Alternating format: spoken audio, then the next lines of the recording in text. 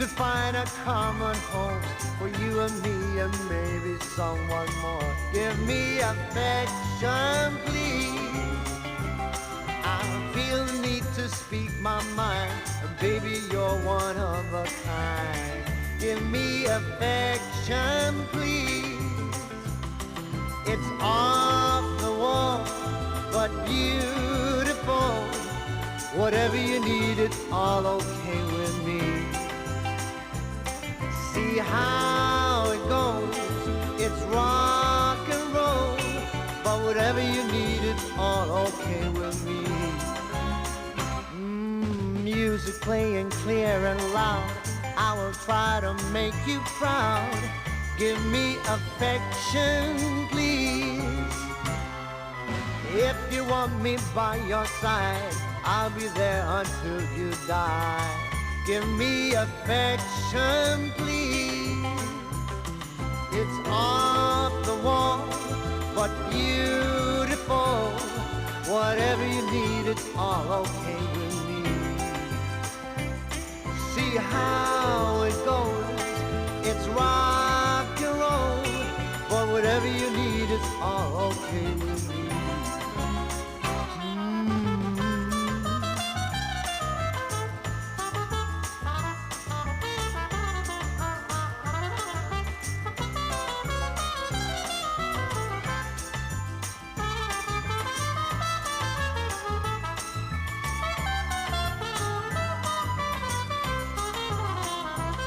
It's on the wall, but beautiful. And whatever you need, it's all okay with me, yeah. See how it goes, it's rock and roll, but whatever you need, it's all okay with me. We need to find a common home for you and me and maybe someone more. Give me affection, please. Give me affection, please. Give me affection, please.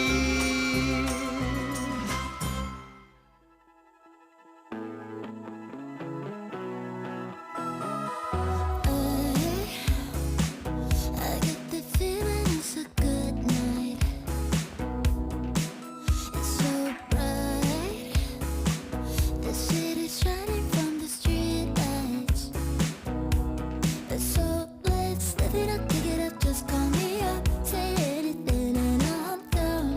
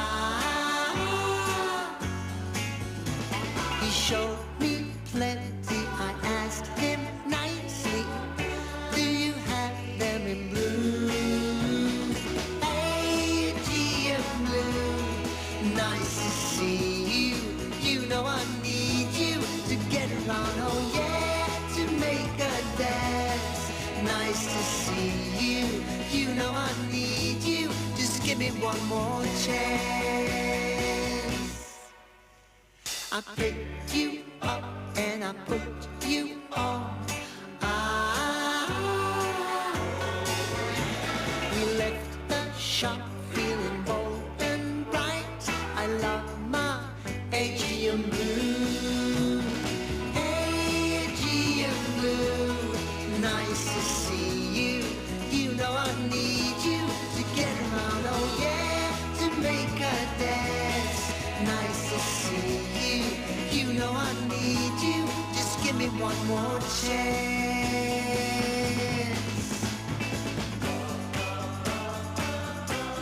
You look so damn good. You look so damn good. You look so damn good.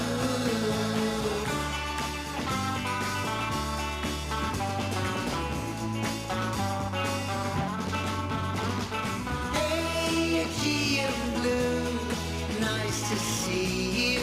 You know I need you to get around, oh yeah, to make a dance. Nice to see you. You know I need you. Just give me one more chance. Just give me one more chance. Just give me one more chance. Just give me one more chance.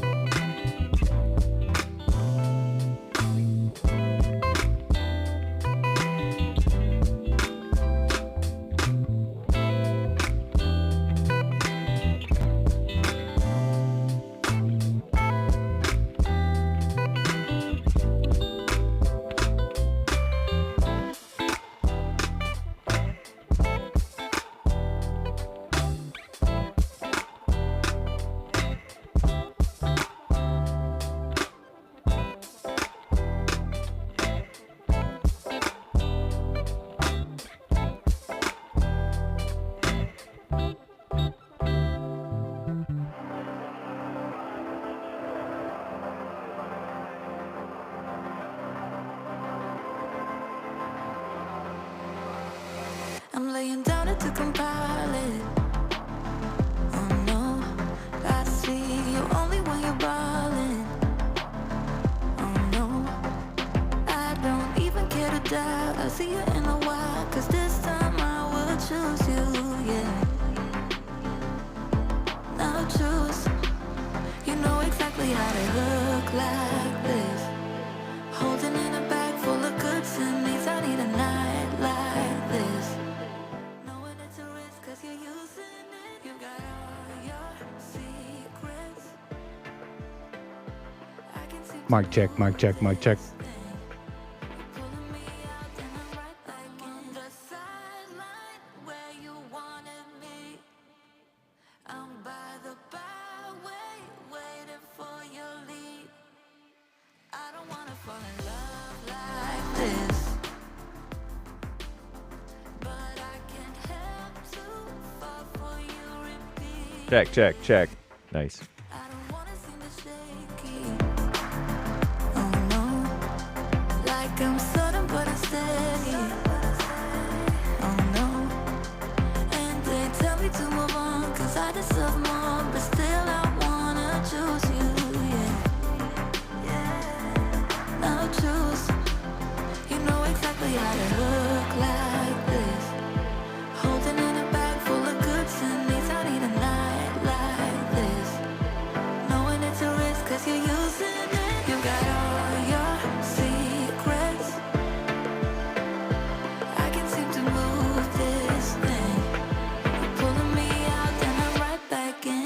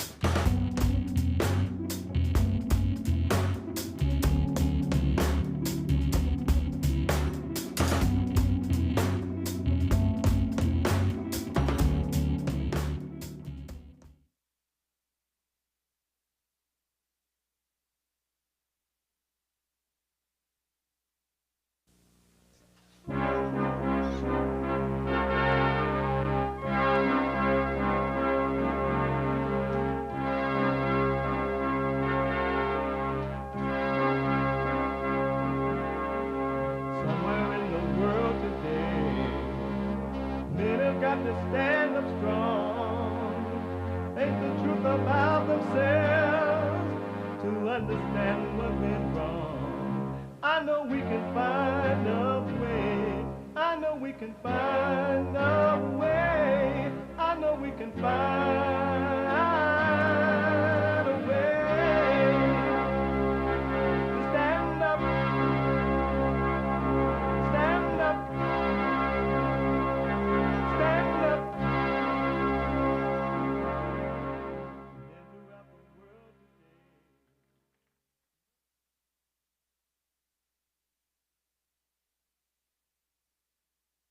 Uniting the races with truth instead of dividing them with lies. We're also rebuilding the family by rebuilding the man. I am Jesse Lee Peterson. Good morning. Hi, y'all. Welcome to the show. It's Monday again. You can get involved by calling 888-7753-773. 888-77-JESSE. Jesse. Jesse. And my biblical question, a brand new biblical question. It's a doozy. It really. And it's only for those who want to overcome their own hell.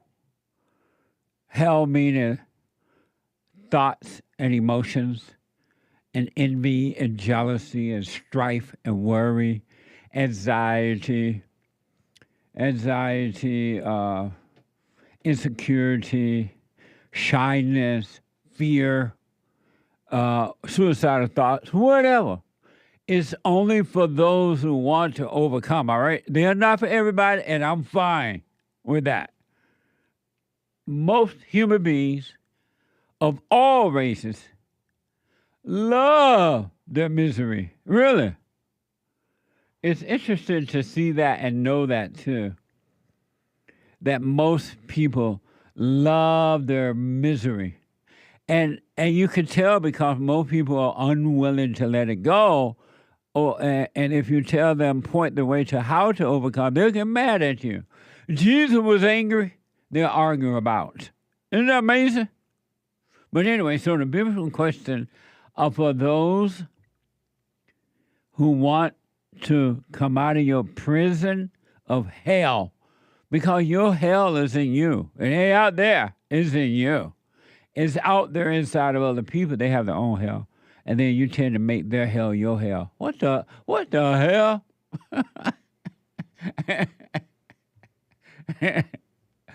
So, brand new biblical question.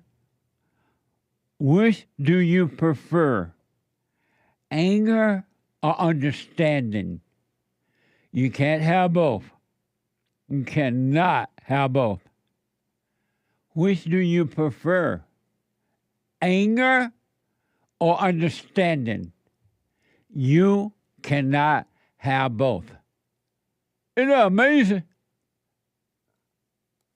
That question, if this doesn't make you want to wake up and smell the coffee, the Punchies coffee, I don't know what will. We have every way that you can watch and support the show listed on jesseleepeterson.com/show. jesseleepeterson.com/show. And you can, if you're busy running around and you just can't sit and watch it, so you podcast the show, you can podcast the show. But you can be listening to it while it is happening, no matter where you are and what you're doing.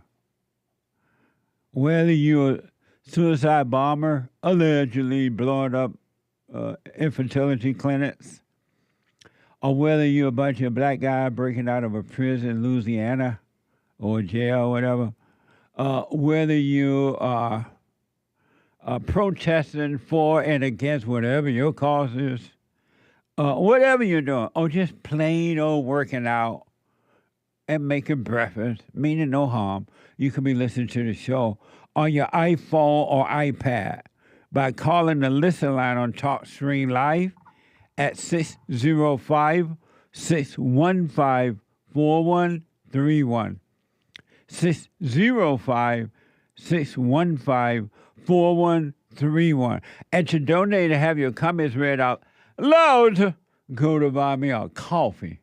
BuyMeACoffee.com/JLP Talk or Bond JLP Cash App. Bond JLP Cash App. All right, Bond JLP Cash App. You put it up already? Oh, okay. Thank you. I was looking elsewhere. It's Monday. And rainy days and Mondays always lift me up. Lift me up. And it's not only is it rainy days and Mondays, it's Female Monday. We take all calls, but we take the ladies' calls as they come in because we love the ladies. Just shut up and step up. That's right. And every Monday is Female Monday. All my life I had to fight.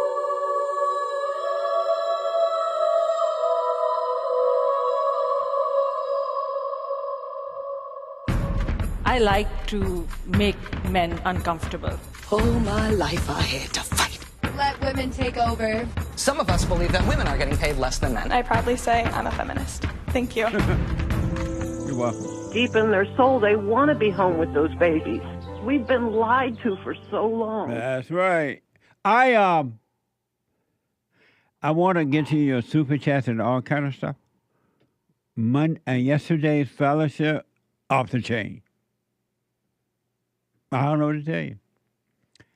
And if you want a little bit to overcome your misery, because all of your misery, all of your hell is in you. You think it's out there and you're feeling it out there. No, you're feeling it in you. It's not out there. It's out there, but it's inside of other human beings. And human beings, because they're miserable and they love their oneness with evil, they love to inflict it upon others, that's for sure, because they get a false sense of life from it. But if you're in charge of your own world, they can inflict it upon you. They would try or they would think that they are, but you would know that it's not. If you're in control of your own world, 99.999% of the people are not. Even those who say that they are, they're not. They're being affected by someone else. Whether they admit it or not, you can just see it in them. But you understand. You don't hold it against them, you understand. So,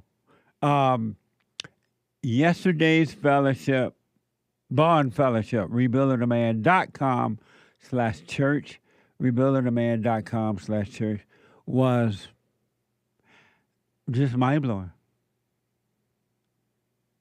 Mind-blowing.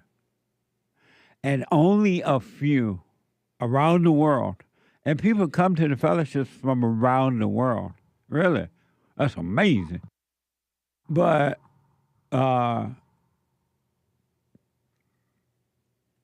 yesterday, check it out. For those who want to overcome your misery, you do not have to stay in your mental and emotion condition. And anyone who protect thoughts, psychological thoughts and emotions are evil. Really, don't trust them. They will destroy you.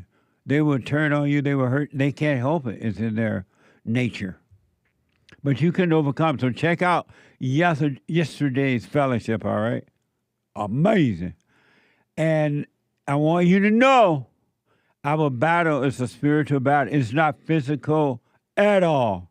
And once you really, really pay attention to you, if you can do a daily check on yourself, I would say an hourly check, but some of you won't even do a weekly check. But let's say you have the fortitude to do a daily check on yourself. You're going to be amazed at what you find. I recommend you do that. At the end of the day, check yourself. What were my thoughts today? How did I feel? What did I react to? How did I overreact or underreact or feel good about or feel bad? Just kind of gradually check you out. And don't blame anybody else. You're going to be surprised at what you will find. You got to work on yourself.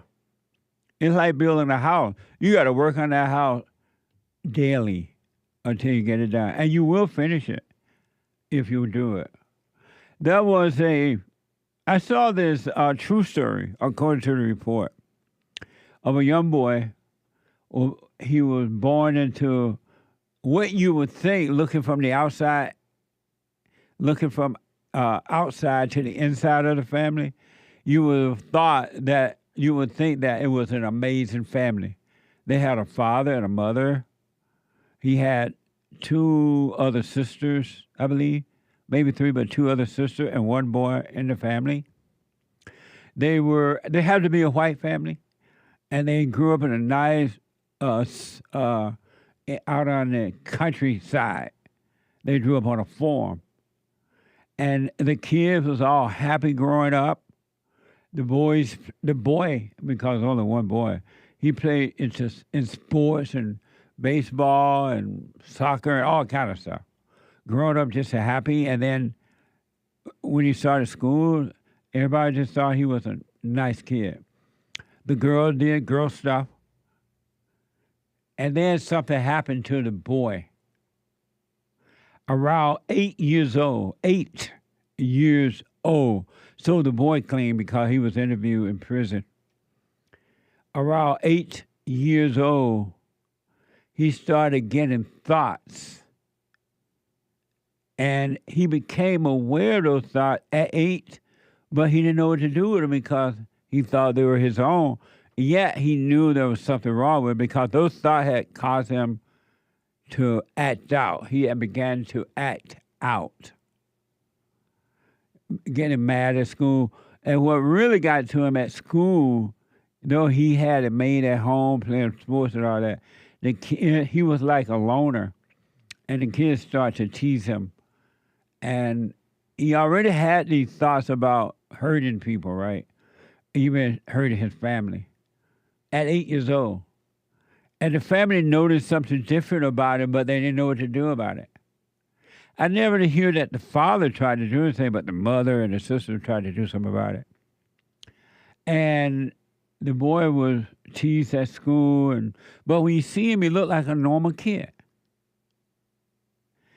And then he started to act out with his family, his sister and his mother and others. He would get irritated really fast as he got older. And they didn't understand what was wrong. And the sisters loved their brother because he was the only brother they had. And they loved him. They loved playing around, hanging out, whatever, right? But he would become irritated at them. And no one knew what to do. And they knew there was a problem, but they didn't know what or how to solve it. And then one day, they were asking, what's wrong? What's wrong with you? Why are you so angry? Why? And the boy said to them, I'm evil. But he looked normal. But they didn't understand what he meant by he was evil. What's up? They didn't believe it. They didn't know what that meant. And long story short, at the age of 20-something, young 20s, early 20s, the boy ended up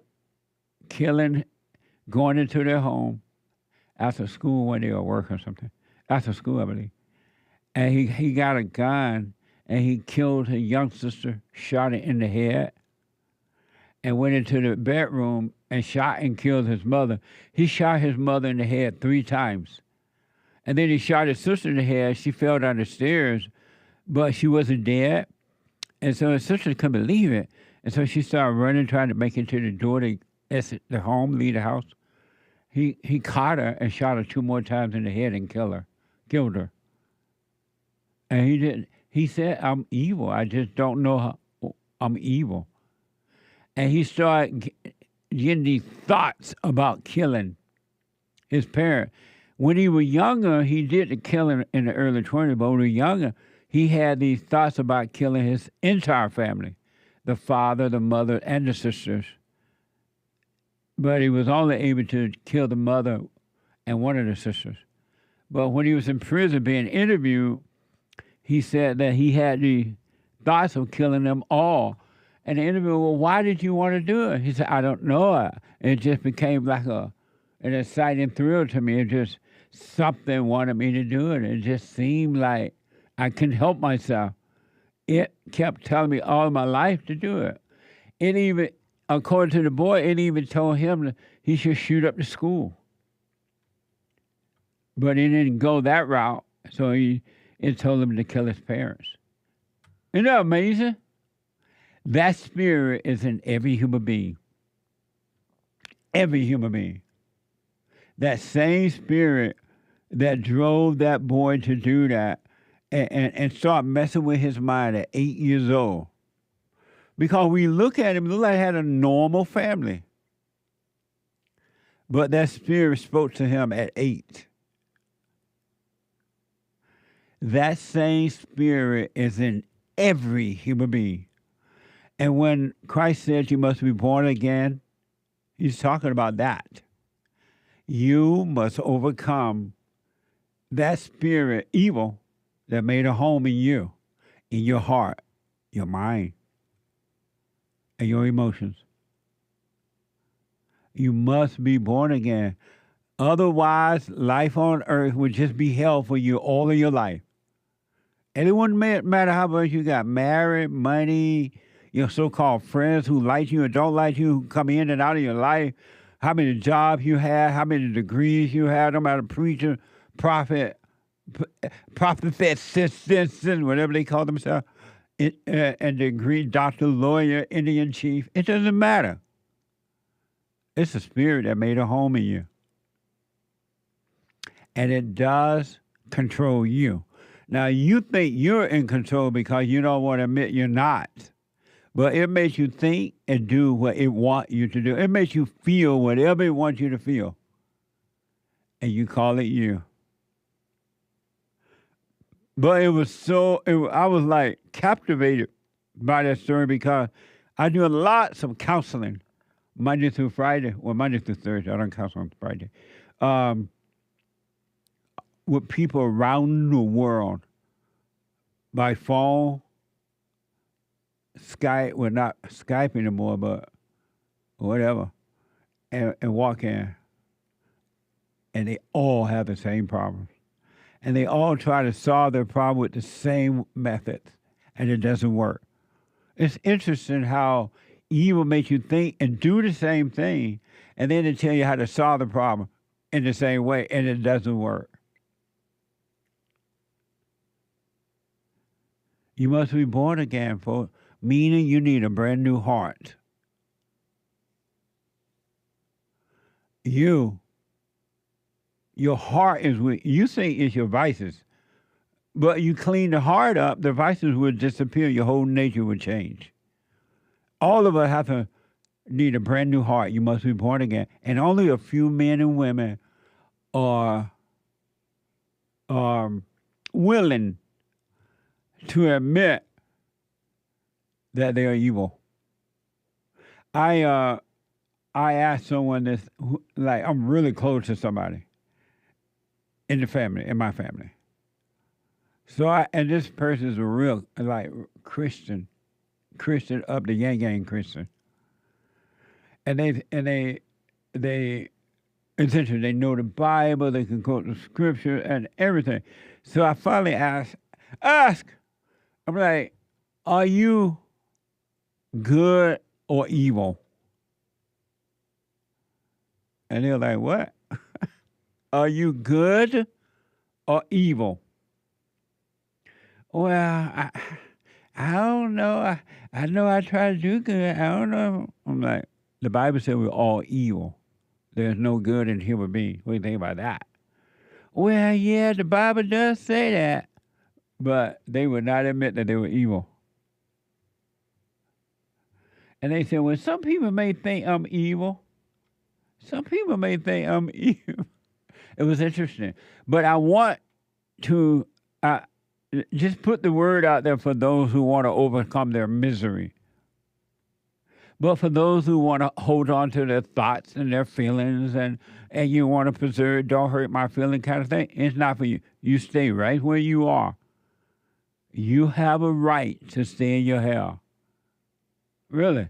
God's not going to interfere with it. I won't do it. It's up to you.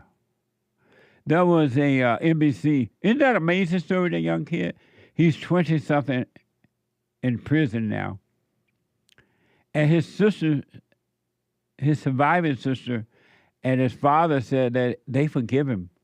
They're not going to hold that against him because they know something changed in him. Something happened. They don't quite understand it. Even though the boys even in prison, he's telling them that he's evil. And they don't understand how evil works. But they know that something changed in him, and they're not going to hold it against them or him. You know what I mean? They forgive him. The NBC News has reported that some of you may have heard about this anti-pro-life car bombing. NBC News reported the car bombing outside of a California fertility clinic that killed one person and injured 4 others appears to have been driven by an anti-natalist ideology. I had never heard that before until this morning that I'm aware. An anti-natalist ideology. Watch it from NBC News. The building compromised. A calculated act of terror shaking the community of Palm Springs, California. This was a targeted attack against the IVF facility. Make no mistake, we are treating this as an intentional act of terrorism. The target, fertility clinic, American Reproductive Centers. I heard this just huge boom. A car bomb exploding around 11 in the morning on Saturday, destroying part of the clinic, injuring 4, and sending debris flying several hundred feet away in every direction. There's metal everywhere. The suspect, 25-year-old Guy Barkis from 29 Palms, a desert community an hour away. Authorities say he was killed in the blast, and 2 senior law enforcement officials briefed on the incident, telling NBC he was driven by an anti-natalist ideology, a belief that no one should have children. We are tracking a possible manifesto out there, and it's part of our ongoing investigation. Amazing, huh? I had never heard of anti-natalist ideology, which means that these people don't want anyone to be born. When I saw the kid right now, it reminded me of the true story I saw the other day. It looked just like the same kid, to be honest, but it wasn't. But it's the same spirit. Something drove him to do that from within. Really? One day, out of nowhere, walking down the road or sleeping or eating, something spoke to him, and he didn't understand it. And no one was able to tell him how to overcome it. I don't know about this kid, but I'm telling you, the same spirit that caused him to do that, it's the same spirit that caused you to be angry at yourself and others, to be lonely, to kill, to rob. But I had never heard of anti-natalist. The man attempted to, according to NBC News, the man attempted to live stream the explosion. And now the community is on edge. I don't know why the guy did that. What's this?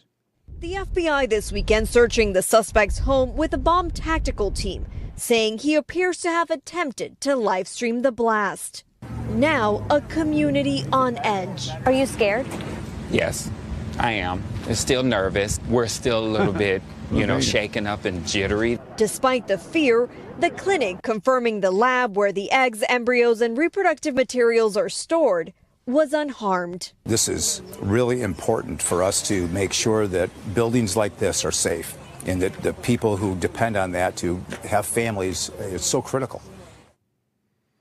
Amazing, huh? Hake, you heard of that before? Anti-natalist ideology. I had. You had heard of it? Yep. How did you hear about that? I'm on the internet a little bit. Oh. I know some Zoomers and stuff. Not that I know anybody personally, but but on Reddit there's this whole anti-natalism thing. Really? And I think in the guy's suicide note I heard that he named some of these Reddit communities. Reddit is a What's social Reddit? media. It's a social media website. And they talk, and the anti-natalist people talk to each other? Uh-huh. They talk to each other? Yeah. And what do they say? I don't know. I'll have to explore. Is this something new? I mean, it's probably been around, but, you know, on the internet, stuff flourishes. Flat Earth stuff flourishes. All kinds of different people build all kinds of different communities. Incels, they get together and talk. Incels, involuntary celibates. So there's all kinds of different So weirdos. the anti-natalist guy, are they the same as the anti-abortion people that don't want children to be born? You mean pro-abortion? I mean pro-abortion people that don't, you know how pro-abortion people don't want children to be born either. Am I right? Kind of. I'm kind of right. Yeah. They do want them to be born and they don't. Right. What does that mean? They want to be able to be selective about it. Oh, I see. Yeah. So the anti-natalist people don't want any children to be born. Well, they tend to feel that, I think, that they regret having been born. Oh, the people that are anti-natalist people don't wish they had not been born? I think so. That's the sense that I get. Why? Because they didn't get asked if they wanted to be alive in this suffering life. You're not supposed to be asked. I agree with you. But how you gonna be asked? What does that mean? They believe in this dumb thing called consent. But how can you consent when you're just a sperm? Exactly.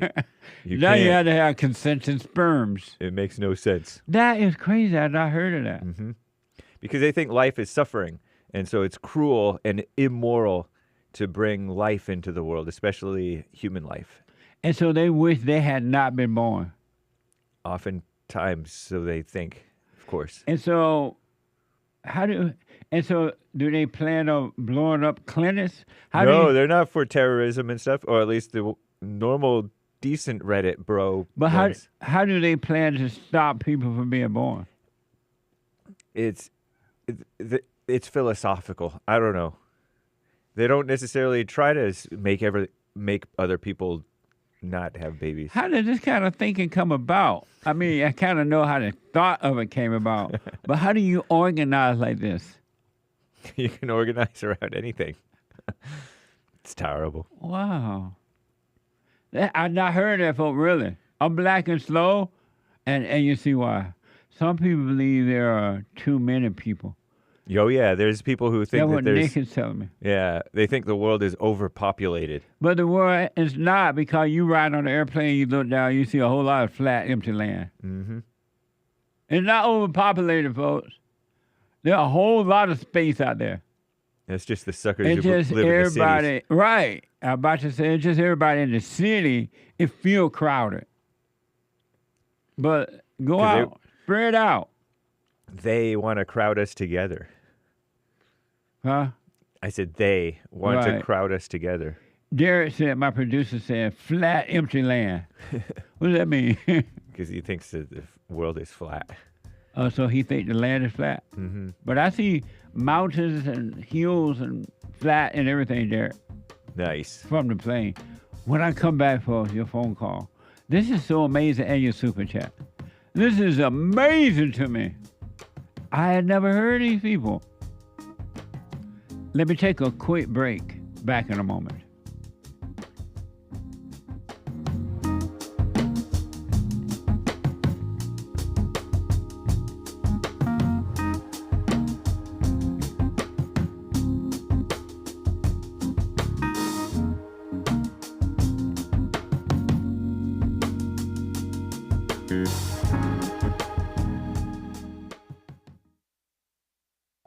I just want to say thank you for everything that you do.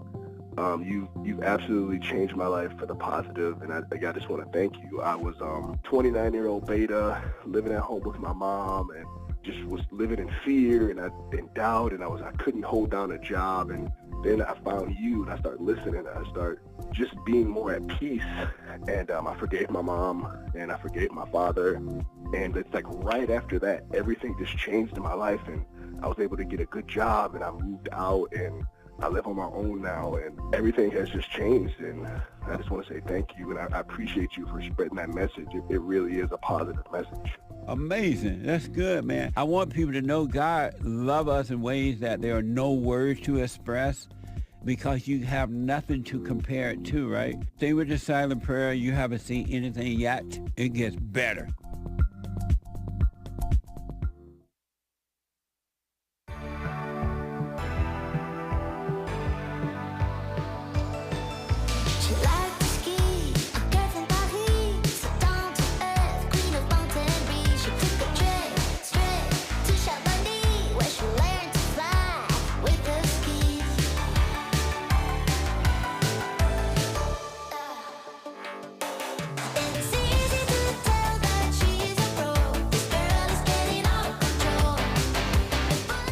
A spiritual battle, 888-775-3773.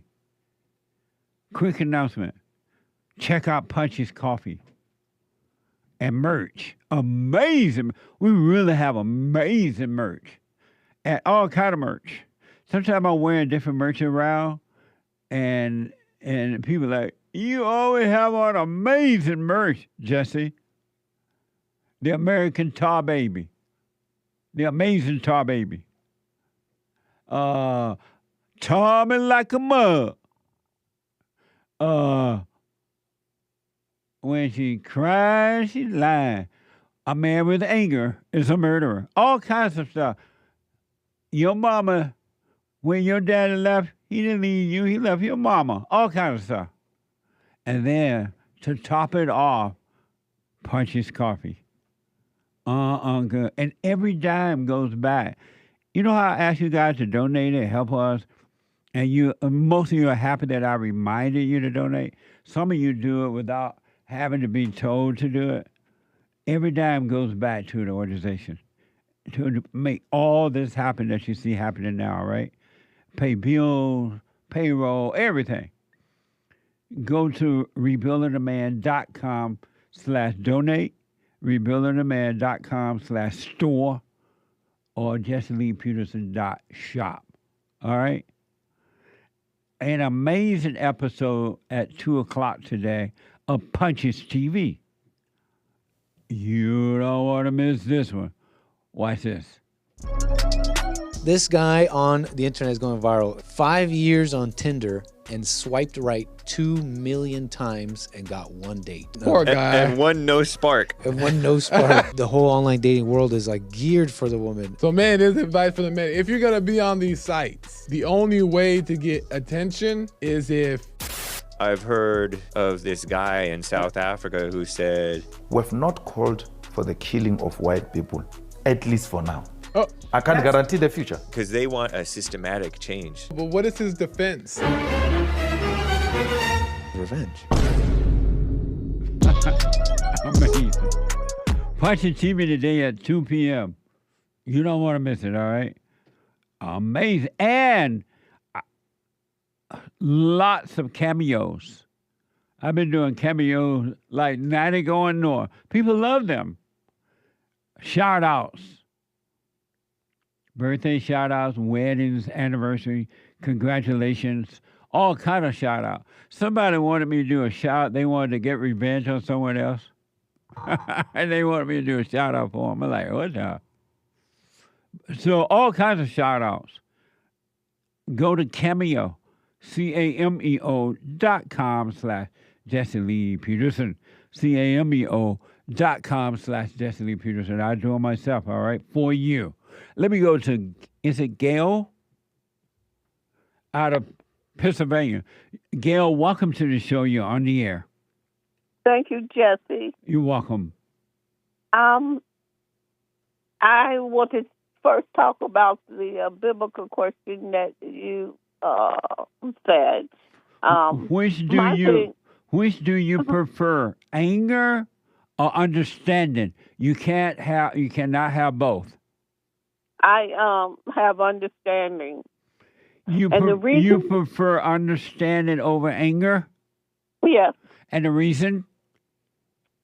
I have to go biblical. I have to go higher than what I've been taught. Okay. I go to the Word. I'm started back reading the Word of God. I started in Genesis, and what I find out is that the things that are being done today in our society was the same things that was done back in biblical times, back in Genesis. When you read the stories of the people in the Bible, they did the same thing. Abraham lied, Cain killed Abel, and it went on and on and on. So my thing is now I quit trying to figure out people. I just say, okay, because I understand that when God said man is evil, he won't change. God said that in Genesis. He said it twice in Genesis, that men's hearts are evil from the beginning. So I had to understand that and move on.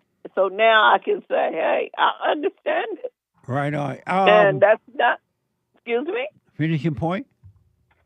My point is that I no longer have the mindset of just condemning people because of their actions, because the word says, God's word says, they're evil. Absolutely. The exact same thing, the Old Testament is happening on earth right now.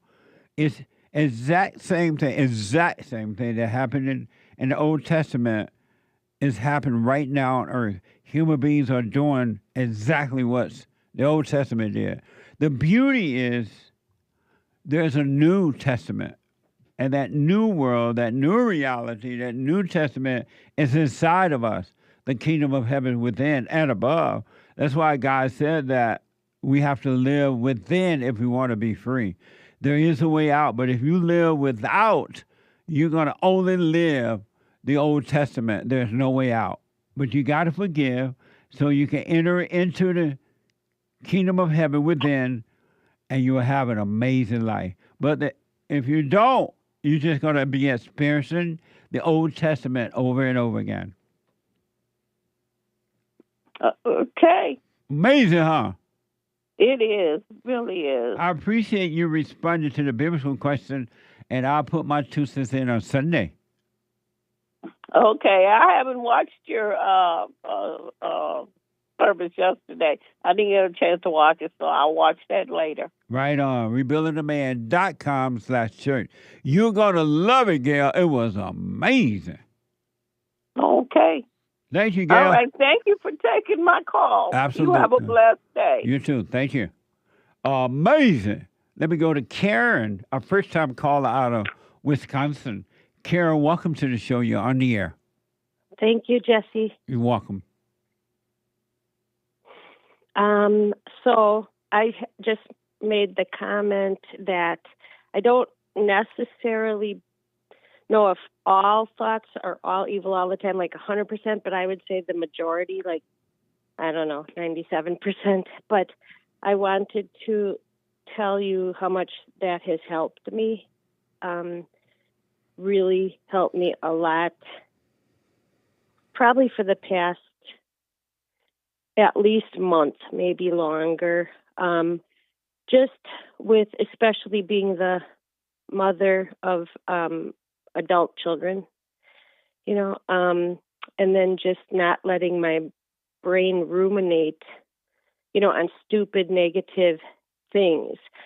So I always remember that you say all thoughts are all evil all the time, and I agree for the most part. So then I just take every thought captive I take every thought captive to the obedience of Jesus Christ. And I just really try to just not think about stuff. I just start like doing housework or practical things to overcome it. And it really, really, I just really appreciate that you have shared that and helped people to understand that, because I really think it's huge and powerful. Do you that's amazing. You stay with it, stay with it, stay with it. But what I want to recommend is, like, when those thoughts come, the way you captivate them. What do you call that? Bring every thought into captivity. Mm-hmm. You become aware of them. Don't run away from them. Don't deny them. Don't get busy to escape the thoughts. You'll be aware of them even while you're doing your practical work around the house or whatever you're doing, going to the market. You want to be aware of them. And when you're aware of them, then you're bringing them into captivity. And it's not you that's bringing them in, but it's the light of God, the Spirit of truth working on your behalf.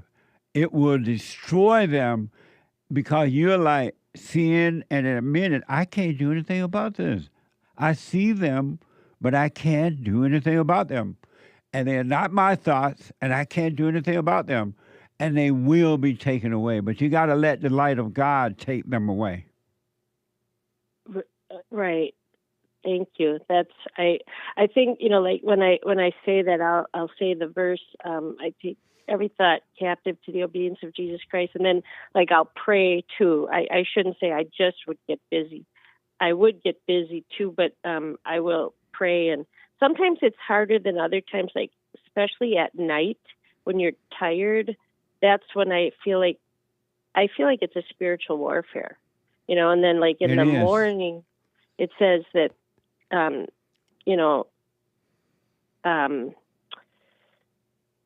feel His mercies are new every morning. I don't really have a problem, praise God, in the morning. It's more at night. And then I feel really bad for people who struggle with it so much more in the morning, because it would be such a bummer to start your day that way, you know. You know what I mean? It is a bummer. The moment you open your eyes, Satan is already working on your mind, stabbing you with thoughts and emotions. That is a bummer. But just be aware of it, because I promise you, it's not happening to you. It's in the mind and in emotions. You're not your emotions. You're not your thoughts. You're not your body. It's not happening to you. So, do you do the silent prayer or you do wordy prayers?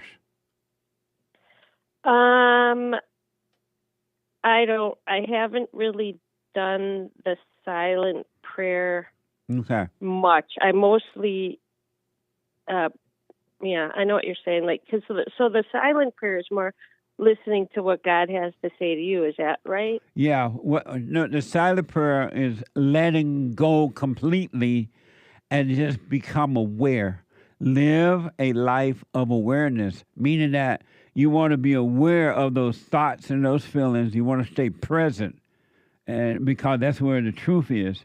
The truth is always present. The truth is never in time. It's always present. But if you in your head you're thinking about the past or the future, that's where evil dwells. God is not a part of that. I see. So the silent prayer calls you to relax, become aware, and let go. But you can do both. Do your little hooping and hollering and begging, and then when you're done, be still for a few minutes and know God, and you'll see which way you want to go. Okay. Have you forgiven your mother? Yes, I have. You went to her? Well, she passed away, but okay. I've forgiven both my parents. Right on. Yeah. I mean, I was very blessed to have a really balanced, godly mother, but she wasn't perfect, you know. A balanced, godly mother is a mess.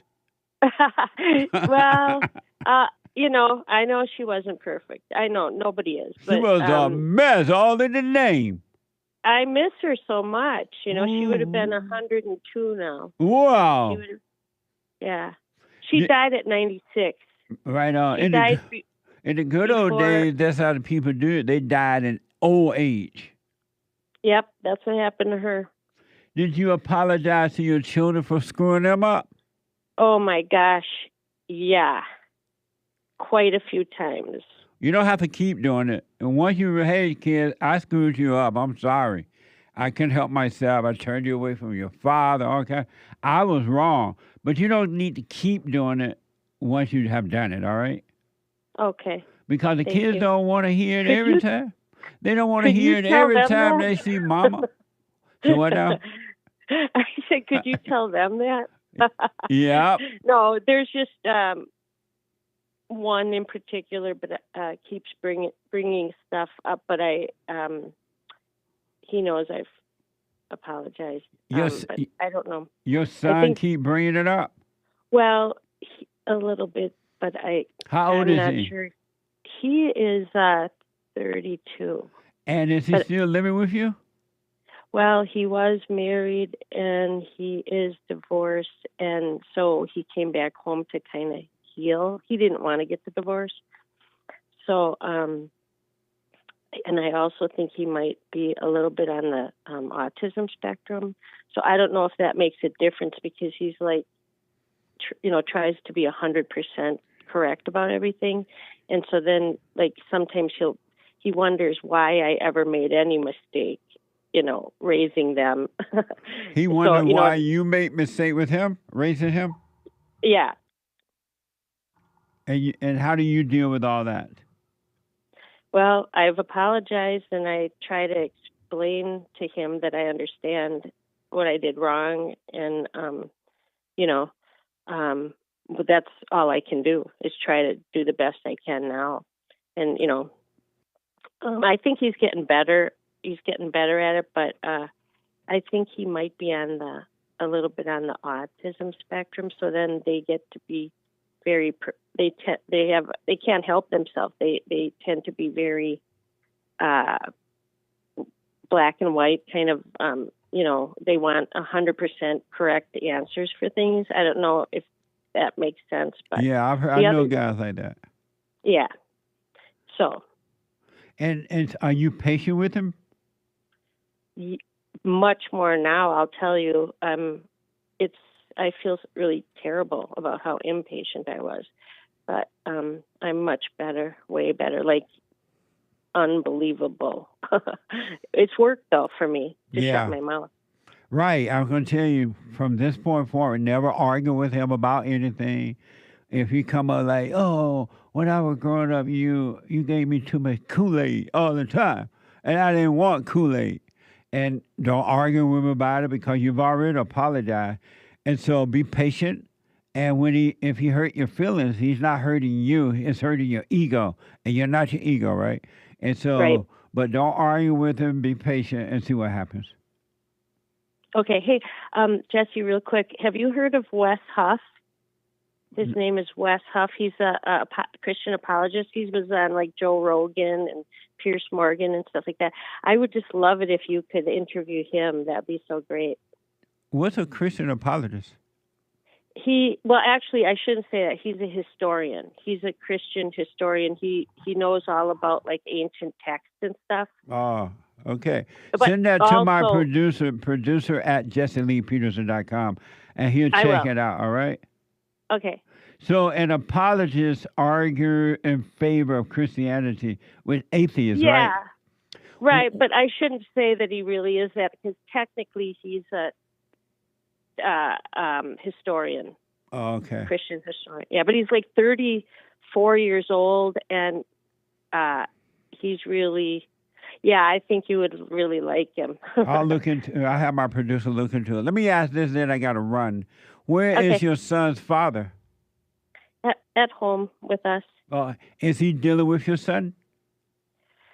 Yep. Oh, good. He's trying. Yeah, you Mhm. stay out of the way and let him deal with him.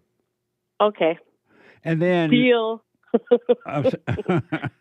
and don't feel guilty about anything that you have done, because it wasn't you that did that. It's enough to see that you were wrong, but it wasn't you, all right? Really? No. I mean, I feel like it was like, where it says that the spirit is willing, but the flesh is weak. And we sin. We're sinners. That's why we're in a fallen state, right? What's sin? What's your sin? I had a lot of sins, or I still sin. But you only have one sin. What do you mean, like thinking that I'm all it, like evil? No, your sin was the evil of your heart. When you had anger toward your parents, when you became angry, you became evil. And when you became evil, you started playing God by judging yourself and other people and thinking you know what you want for yourself and having thoughts and emotions. You played God, and playing God is to sin. Anyone that makes decisions, anyone that judges themselves and others are playing God, and that's to sin. But when you realize you're wrong for being angry, which is evil, God will clear your heart, and then all your vices will disappear. You have all those vices because you had a wicked heart. Yeah. And you were separated from God. Yep. One last thing, have you apologized to your husband for turning his children against him? Yes. You told him? Yes. Nice. Well, do your little hoop of the hollering prayer, do the silent prayer, and I'm telling you, if you stay with it, you haven't seen anything. It's only get better, all right? Okay, thank you so much, Jesse. Let me know how it goes. All right, I really appreciate the good word. Right on. Stay with it now. Okay. Bye. Super chat. Super chats. Chris on Friday said blacks always fall into the black thing. We don't want that. It's time out for the black thing, to be honest. Really, just time out for it. Enough is enough. Thank you. LYNN Shin. Prince of Prance, hypocrisy is a nonsense term, just like racism, an effeminate delusion of attention on incorrect feedback loop, faking perception. Amazing. Thank you. LYNN Shin says, Prince of Prance, no priority is family, nationality, as their genetic compatibility with the host nation is vital fuel for the nation, as the POC breed fast. Amazing. Thank you. James, apologist, is that a career or something? You get a degree in being an apologist? No, it's not a career? So. Well, they do have apologetics. What? They have something called apologetics. What does that mean? You can take a class learning, arguing how to argue on behalf of the faith. So someone can teach you how to argue? Yeah. Amazing. Thank you. Nice. Don't be the Princess of Prance. Prioritize nation, says LYNN Shin. Amazing. Thank you. Water Bear, does Joel ever watch the news? LOL. Amazing. Thank you. Stephen from Rotterdam. He does watch the news, though, by the way. Yeah. Sometimes. At least online. Okay. You know what? We have to read the rest later, guys. Have a non-pithy coffee, and we'll get to all of it. And let me take a quick break. 2 more hours to go. When I come back, your phone calls and super chats and whatever. Back in a moment. Hate news, not the fake news, coming up. Now, I totally disagree with the way things are going, but you can't be angry because that's what the enemy wants. He wants to control you. They do things to make you mad so they can control you. It's like being married, and the wife would do things to make you mad, or she'll do things to make you feel good. And men do that to women too when they want something from the woman, especially sex. They'll make her feel good, or they'll make her angry. And the woman's gonna have to say, you don't want to be angry. You want to speak up. You want to disagree with what's going on. It's wrong, but do not be angry. Then you won't have fear. You won't have doubt. You won't have worries. You'll be able to see, but you got to stay away from anger. That's why you must forgive your mothers and your fathers so that you can overcome the spirit of anger. It's a spirit and it's wicked. Nothing good in anger because it has no love, folks. You need love to defeat evil. And love is not a weakness. It's a strength. It's from God. It's His nature.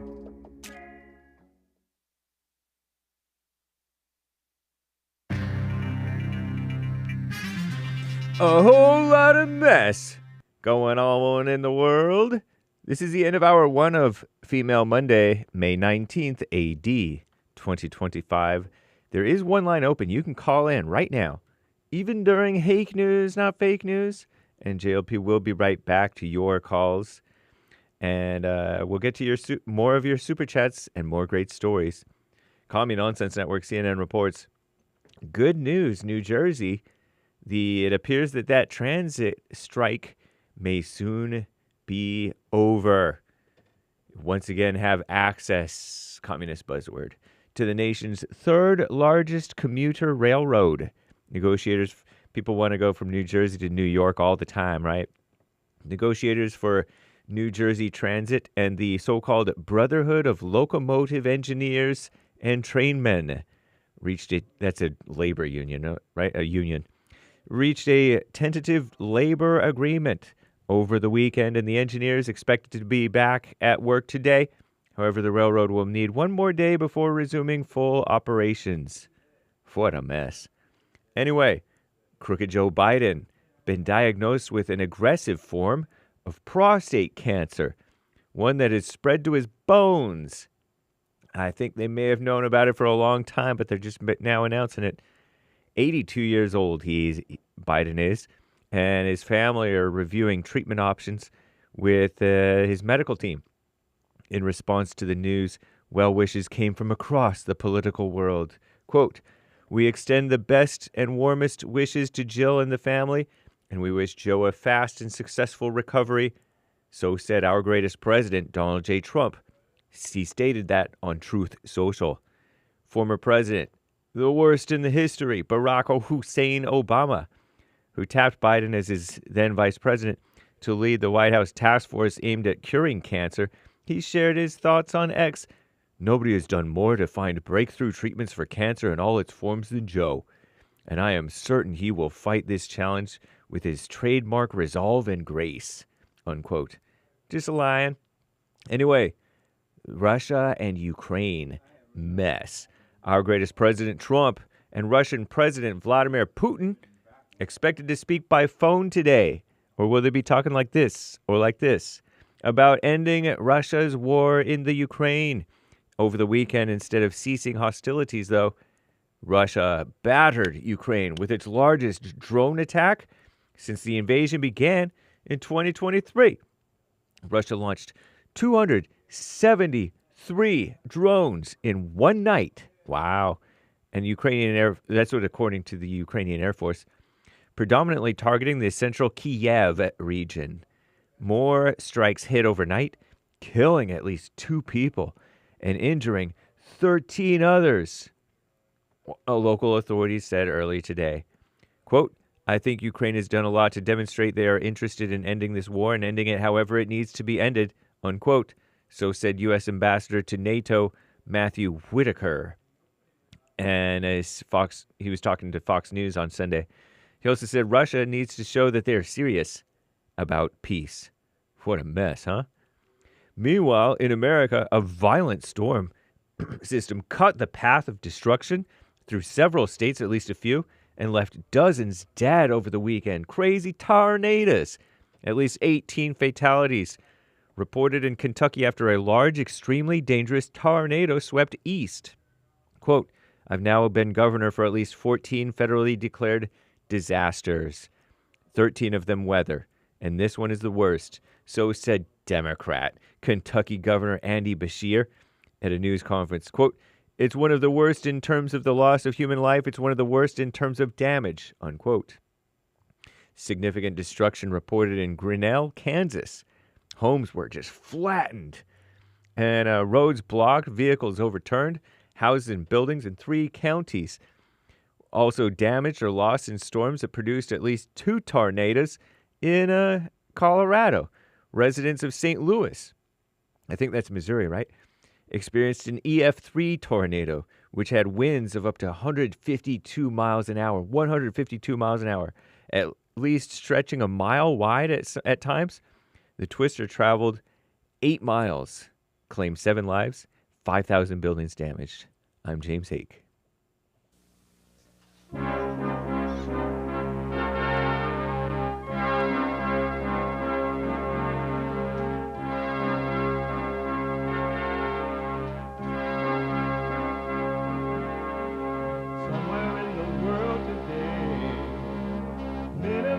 stand up strong, face the truth about themselves, to understand what went wrong. I know we can find a way. I know we can find a way. I know we can find a way to stand up, stand up, stand up.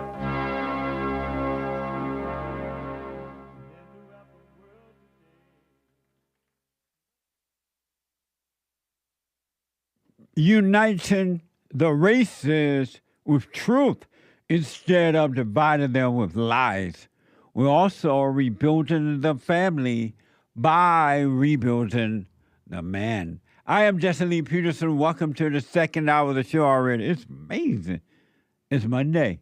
You can get involved by calling 888-7753-773. 888-77-JESSE. And my brand new biblical question. We dealt with last week's biblical question in fellowship yesterday, rebuildingtheman.com/church. So check that out. Brand new biblical question for this week. Which do you prefer, anger or understanding? You cannot have both. Which do you prefer, anger or understanding? You cannot have both. Amazing, huh? If you're running around and you want to listen to the show as it is happening, you can do that, thank God. You can podcast all the shows, but you can be listening on your iPhone or iPad by calling the listen line on TalkStream Live at 605-615-4131. 605-615-4131. And to donate and have your comments read out loud, go to Buy Me a Coffee. BuyMeACoffee.com/JLP Talk or Bond JLP Cash App. Bond JLP Cash App. BuyMeACoffee.com/Jesse Lee Peterson. It's Monday. /JLP Talk. BuyMeACoffee.com/JLP Talk. All right. It's Monday. And we take all calls. But Monday, we take the ladies' calls as they come in. Because Mondays is and will always be Female Monday.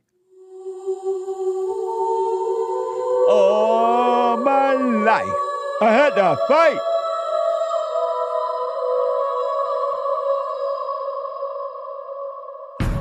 I like to make men uncomfortable. All my life I had to fight. Let women take over. Some of us believe that women are getting paid less than men. I proudly say I'm a feminist. Thank you. Deep in their soul, they want to be home with those babies. We've been lied to for so long. Amazing. So long. How long? Not long. It's a spiritual battle. Did y'all hear that Joe Biden has cancer? According to USA Today, former President Joe Biden has been diagnosed with an aggressive form of prostate cancer that has spread to the bone. It's in the bone. A spokesperson said in a statement on May 18th. Watch this from NBC News.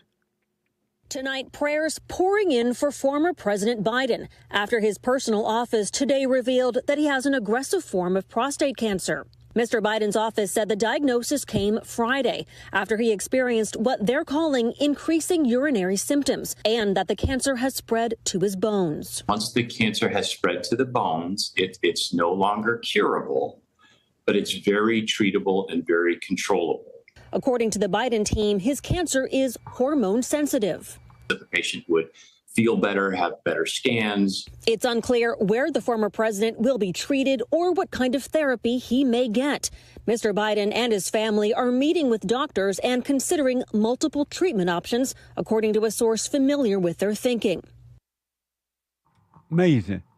I wish Biden well. These people have lied about Biden for so long, about so many things. I don't even know if that's true or not. Really, I don't even know if he has cancer. I don't know if they're using that as a way out to get him out of the picture. Isn't that weird? They've lied about everything concerning Biden. So, but I wish him well. But I don't know if they lied about the cancer. Grandpa, tell me about the good old days. Hey, it's weird. What's interesting to me that in the body, that your body can get diseases and then die you off like that. That's kind of odd. Does it seem odd? It does seem odd. That a body can get a cancer or headache or something. Does it seem weird? Your body, that happens to your body? Yep. Is there a way for that body to stay healed forever and never get sick? Probably. How? I don't know. Seems like if you live right, you'll live longer.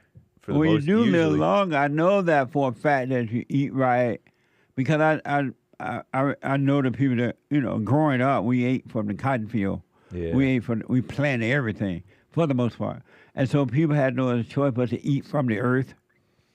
And as a result, they lived longer. And I noticed they didn't get sicker. They rarely got sick. I don't know anyone who died from a cancer in the good old days. Interesting. But it just seemed like they died from old age. And they lived longer. And maybe that's why it seems so weird that the body, everybody, and their mama gets sick now with some form of something. It's terrible. The image is ready. What image? Oh, Looks like Biden just tweeted about his cancer. Oh, okay. It seems like a tweet, from Biden. What is At that? least from his account says, cancer touches us all. Like so many of you, Jill and I have learned that we are strongest in the broken places. Thank you for lifting us up with love and support. Biden wrote that or Jill wrote that? I know it says 4:31 a.m., May 19th. I doubt that Biden wrote that. Maybe, but I doubt it. And a cat. Real men don't have cats. Man. Real men have dogs if they gotta have an animal. What? One other quick thing. A bunch of black folks broke out of jail. Scary. In Louisiana. That's wild. I'm not surprised that this happened in Louisiana because they have a corrupt government in Louisiana. They have black people running Louisiana. So I'm not surprised nothing is working in Louisiana. To the point that white people separated from the blacks. They got their own government, their own town, their own everything. But it's interesting to see all these black people breaking out of this jail. And they said, I don't know if it's true or not. So I don't know if it's true or not. But the person that was on watch, watching the blacks in the jail, he went to lunch. And went to lunch for a long time, and he came back, I'm tired. I'm taking a nap. Wow. No, I don't know if he said I'm taking a nap. I'm joking about that. But he didn't check until the next day, so that they were gone for 8 hours. Wow. According to the report. Isn't that amazing? That's crazy. And y'all still want the blacks to run your country. When will the white people wake up? I don't know. ABC is reporting on a jailbreak there in New Orleans. An urgent manhunt is underway following a mass escape of 10 inmates from a New Orleans jail. Authorities say 3 have already been captured. Watch this.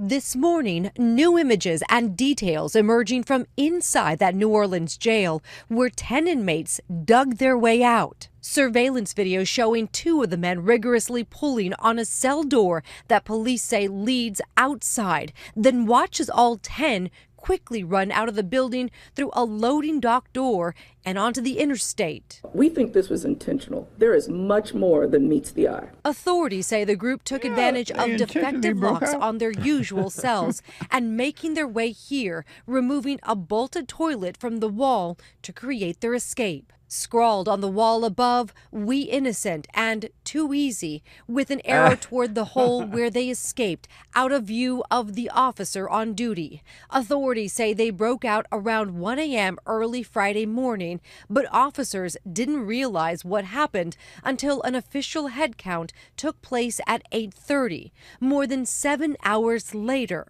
Police say at the time of the incident, there were no deputies at that unit, and the technician had stepped away to get food. Run, nigga, rah, rah, run. Run, nigga, rah, rah. All their graffiti was misspelled. They black. They don't know how to spell. Too And it easy, said, LOL. It said, "I'm innocent," and then someone scratched out "I'm" and wrote "we." So you have to imagine that moment right before they're leaving. Someone wrote "I'm innocent," and they're like, nah. We innocent. And then they ran out. Nigga rubber on the run. Amazing. And that lady said, I have to believe that this was intentional. What, she think they were playing trying to dump it? Yeah, it was intentional, dummy. I think she means that it was like maybe an inside job or something. It's still intentional. They Right. weren't playing. No, I'm talking about the failure of the prison guards maybe or something. It's still intentional. No, I'm saying. They got a black female as a police chief. Was she a police chief? I didn't catch what she was. But white people, black people can't run no country. First of all, you should not have a female police. And secondly, you definitely shouldn't have no female police chief. And black. All the odds are against you. Joel Friday, my people acting up again. They're on the run. Police are searching for 7 other suspects and offering a reward for information leading to their arrest. ABC News, watch this. We know that they had help. We're showing you they had help.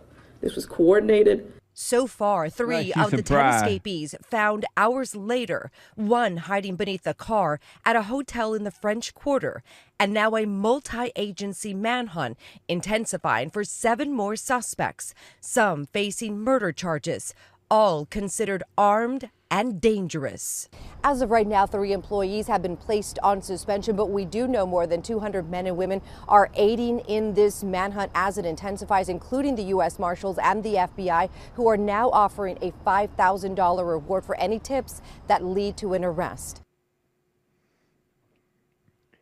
A friend of mine sent me a picture of all these black guys that been accused of breaking out, and they all had black names. He's like, look, Justin, they all have black names. Do you think they're innocent? Huh? Do you think they're innocent? Yeah, that's why they're running. They're running from the master. She was the sheriff, I'm told. Isn't that something? A sheriff, a female sheriff. Figure that one out. Yeah. So here's where they wrote that, Nick. Oh, yeah. I'm innocent. Crossed out. We innocent. Too easy. Nah. T.O. And there's something they had time to write and everything. And y'all put these blacks in charge of your jails. Have you heard what's happening in South Africa? Have you not heard? It's happening in America now. Grandpa, tell me about the good old days, because South Africa is totally here now. Everything that's happening over there is happening over here. It's worse over there, but it's getting worse over here. What you're doing over there when we need you over here. Oh, amazing. You sleeping, Hake? No, I'm queasy. What does that mean? I'm feeling queasy. You feel queasy? What does that mean? Yeah, lightheaded. Are you sick? Is it the fragrance of this Mandarin?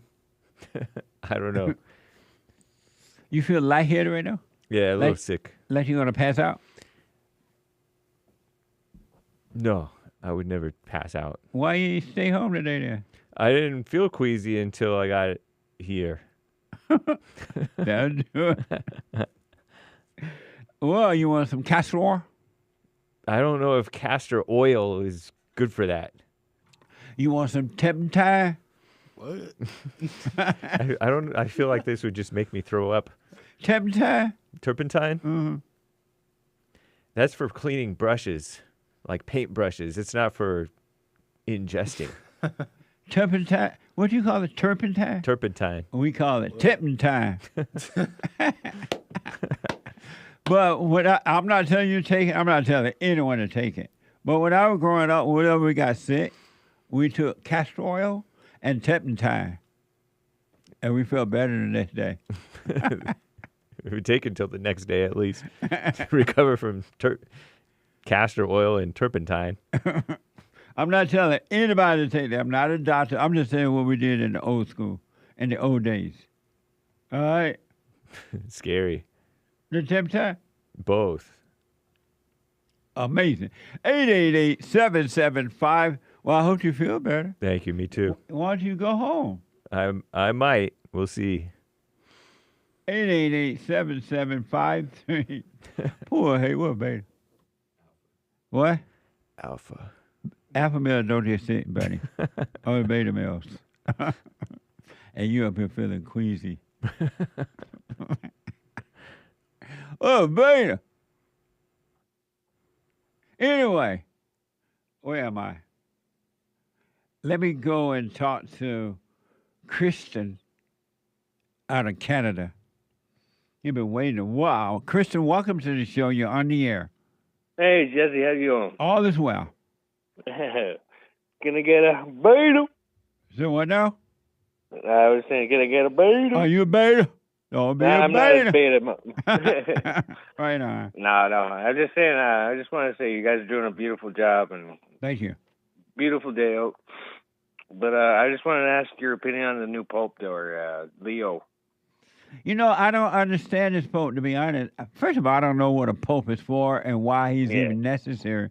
Secondly, they say he was born in Chicago, in the U.S. of A., and yet he doesn't speak English. I've never heard him speak English. If he does speak, I've not heard it. And then it appears, I don't know yet, but it appears that he's a liberal Pope. What the? Yeah, what the? So I don't know why they even need a Pope, to be honest. All he does is wave from the window of his home, from the balcony of his home, and then he goes out and he shake people's hands. And then gives that ring, eh? Right, and then that's it. Yeah. So I'm confused as you are too. So. Yeah, I just don't know. But yeah, it's like hails from like where Obama came from and Chicago, right? So right. So I don't understand the necessary Pope. Thank you, Kristen. Appreciate it. Yeah. Thanks, Jesse. All right, buddy. What are you saying, James? Drudge said that Pope Leo condemned capitalism. Really? I know he seems to be liberal again. Another liberal Pope. Yeah. What, Drudge still around? Yeah. I have not heard from Drudge in years. I know. He seemed to have fallen off. He fell off after he went anti-Trump in people's perceptions. So he's not for Trump? He seems to be iffy on the Trump question. Oh. Yeah. Amazing. Well, hey, Drudge. Hey. I didn't know he was still around. I don't know if he's running it or somebody else or what. Right. Yeah. Let me go to Wayne. That's a line open. 888-7753-773. Wayne out of Texas. Wayne, welcome to the show. You're on the air. Good morning, Jesse. How are we doing today? All is well, Wayne. Yeah, I'm having an amazing time over here. Right on. I started doing the silent prayer, and I am at the point where I'm experiencing life without thoughts. Are you on the speaker, Wayne? Oh yeah. I'm not on the speaker. What you on a On Bluetooth? the regular phone. Let Oh, me speak okay. into it. How's this? A Yeah, little better? yeah, that's better. So you Okay, good, started yeah. to experience life without thoughts? Yeah. The other morning I woke up, I was able to brush my teeth, take a shower, and all that stuff without getting jabbed. Right on. Isn't that something? Amazing. If you stay with that, so I've been married for about 24 years, and I just woke up about 2 years ago. That's amazing. But my wife is not awoke yet, so I don't even know if she's going to be awake ever. Yeah. But it's funny how I can handle her now. You know, I mean, she comes and she accuses me of things that I haven't done and all that stuff like that. And it's just like water off a duck's back. But I fear that it's never going to change. Well, the beauty is she can stay in her hell and die in her hell. You work on you, and you can warn her, hey, wife, you're in hell. You got to drop this anger. You got to work on yourself. But if she doesn't want it, leave her to misery, leave her to hell, and you continue to work on you. Yeah, I continue to work on myself, and I'm not. She doesn't affect me. I don't get sad, or I remember when I was in the fallen state, and she would talk to me. Boy, my heart would be running like 100,000 miles an hour, and be scared and all that stuff. But now all the fear has gone away. That's amazing, man. I totally understand. It gets better, Wayne, if you stay with it, stay with it. And those moments you had with no thoughts and there was nothing but peace, that get better too, man. It's going to blow your mind. Yes, I mean, but she's living in hell, man. I feel sorry for her. She's all upset and anxious and everything, you know. The other day she was suicidal and all, trying to see if I would jump and try and help her or something like that. She didn't do anything. She was suicidal? Yeah. You said she was suicidal? Yeah, she just said it. I think she was just trying to get a rise out of me. And what'd you do when she said I'm suicidal? No, she said, I'm going to kill myself. I'm going to take some pills. So I didn't respond or anything. And then I read about that again. So. Right on, man. But it's going pretty good, man. I'm even keeled. I'm not happy. I'm not sad. I'm just chilling, doing my thing. Doing the silent prayer every morning, every night. I forgave my mom, forgave my dad. I went up to my mom and forgave her and everything. And it's amazing. I didn't believe this was possible to live without thoughts. Most people don't even know that you're supposed to live without thoughts. They think that you're supposed to live with thought, even though they're miserable living that way. They don't know that you can live without it. Isn't that amazing? Yeah, it's amazing. And I want to say that the Bible speaks about God renting the veil, and I think the veil of thoughts, man. Once you in the thoughts, the veil is up. Yeah. So once you get rid of thoughts, and not so much get rid of thoughts, just realizing that they're not your own. Yeah.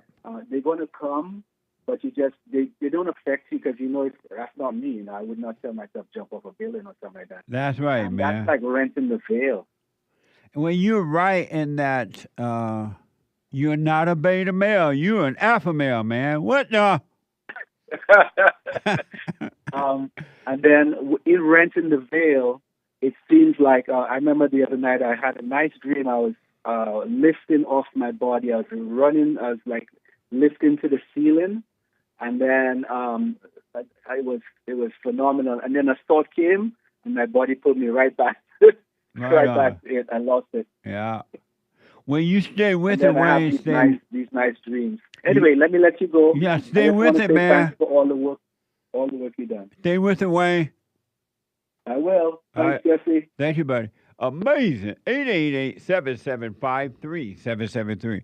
Let me go to first-time caller out of Gary. No, not out of Gary, but out of Indiana. Gary, welcome to the show. Well, thank you very much, Mr. JLP. Right on.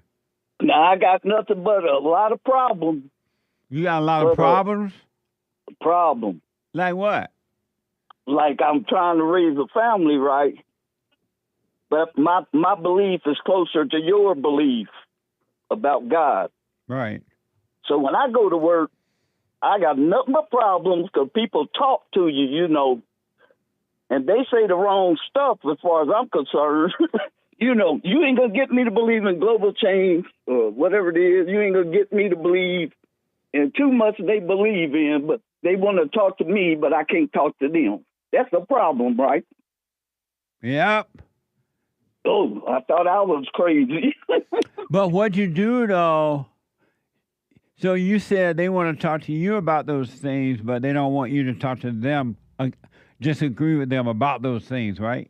Yes, they want me to fall for deception. Right.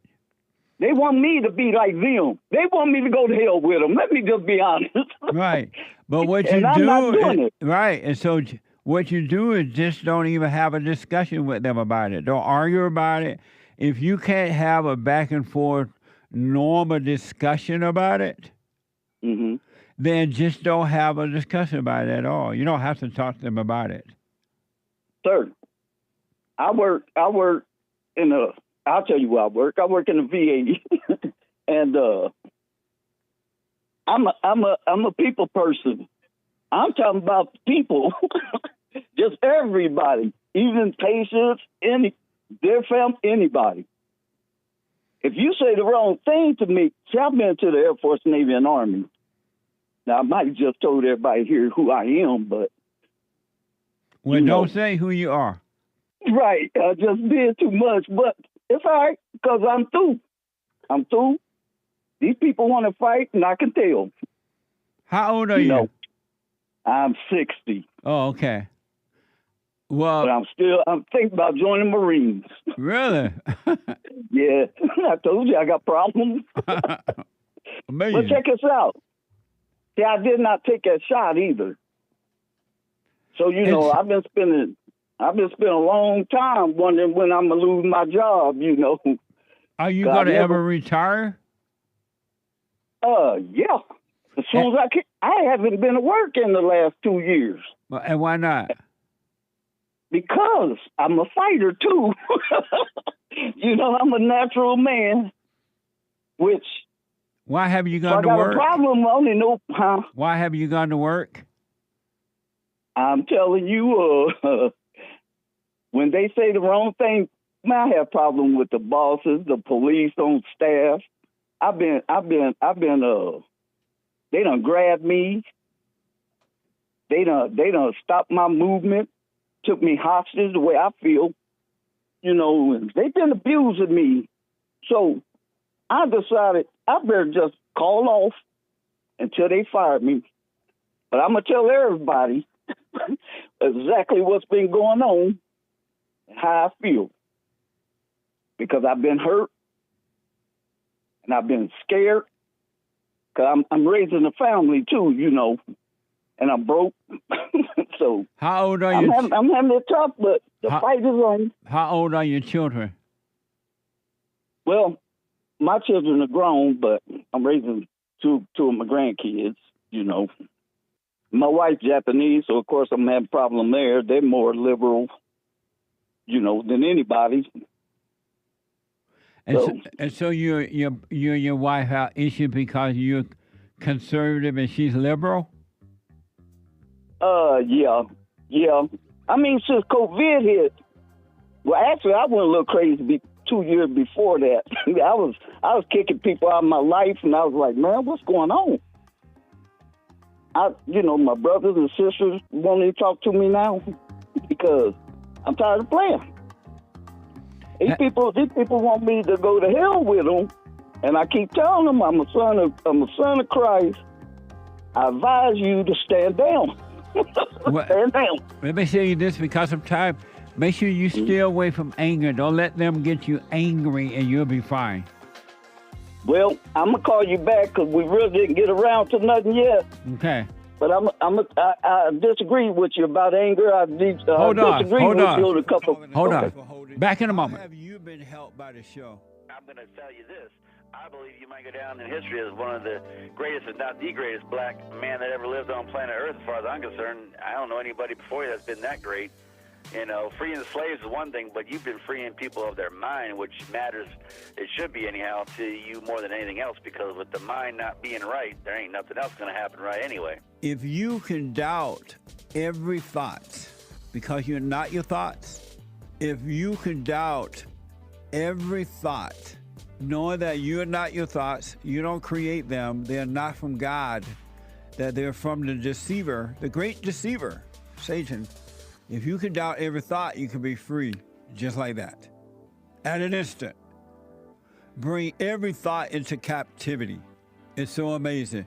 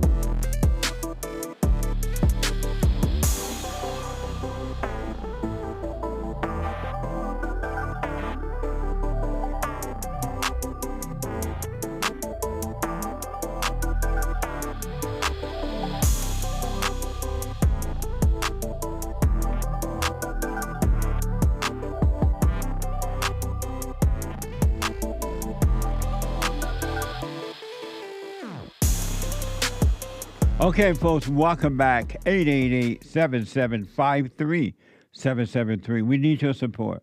And I've been told by myself, I need to remind the people, help us out, make a donation. We got bills to pay. It takes money to do what we do. And a lot of you around the world are being helped. And you mean well, but it just didn't occur to you, oh, I need to make a donation. Go to rebuildingtheman.com/donate.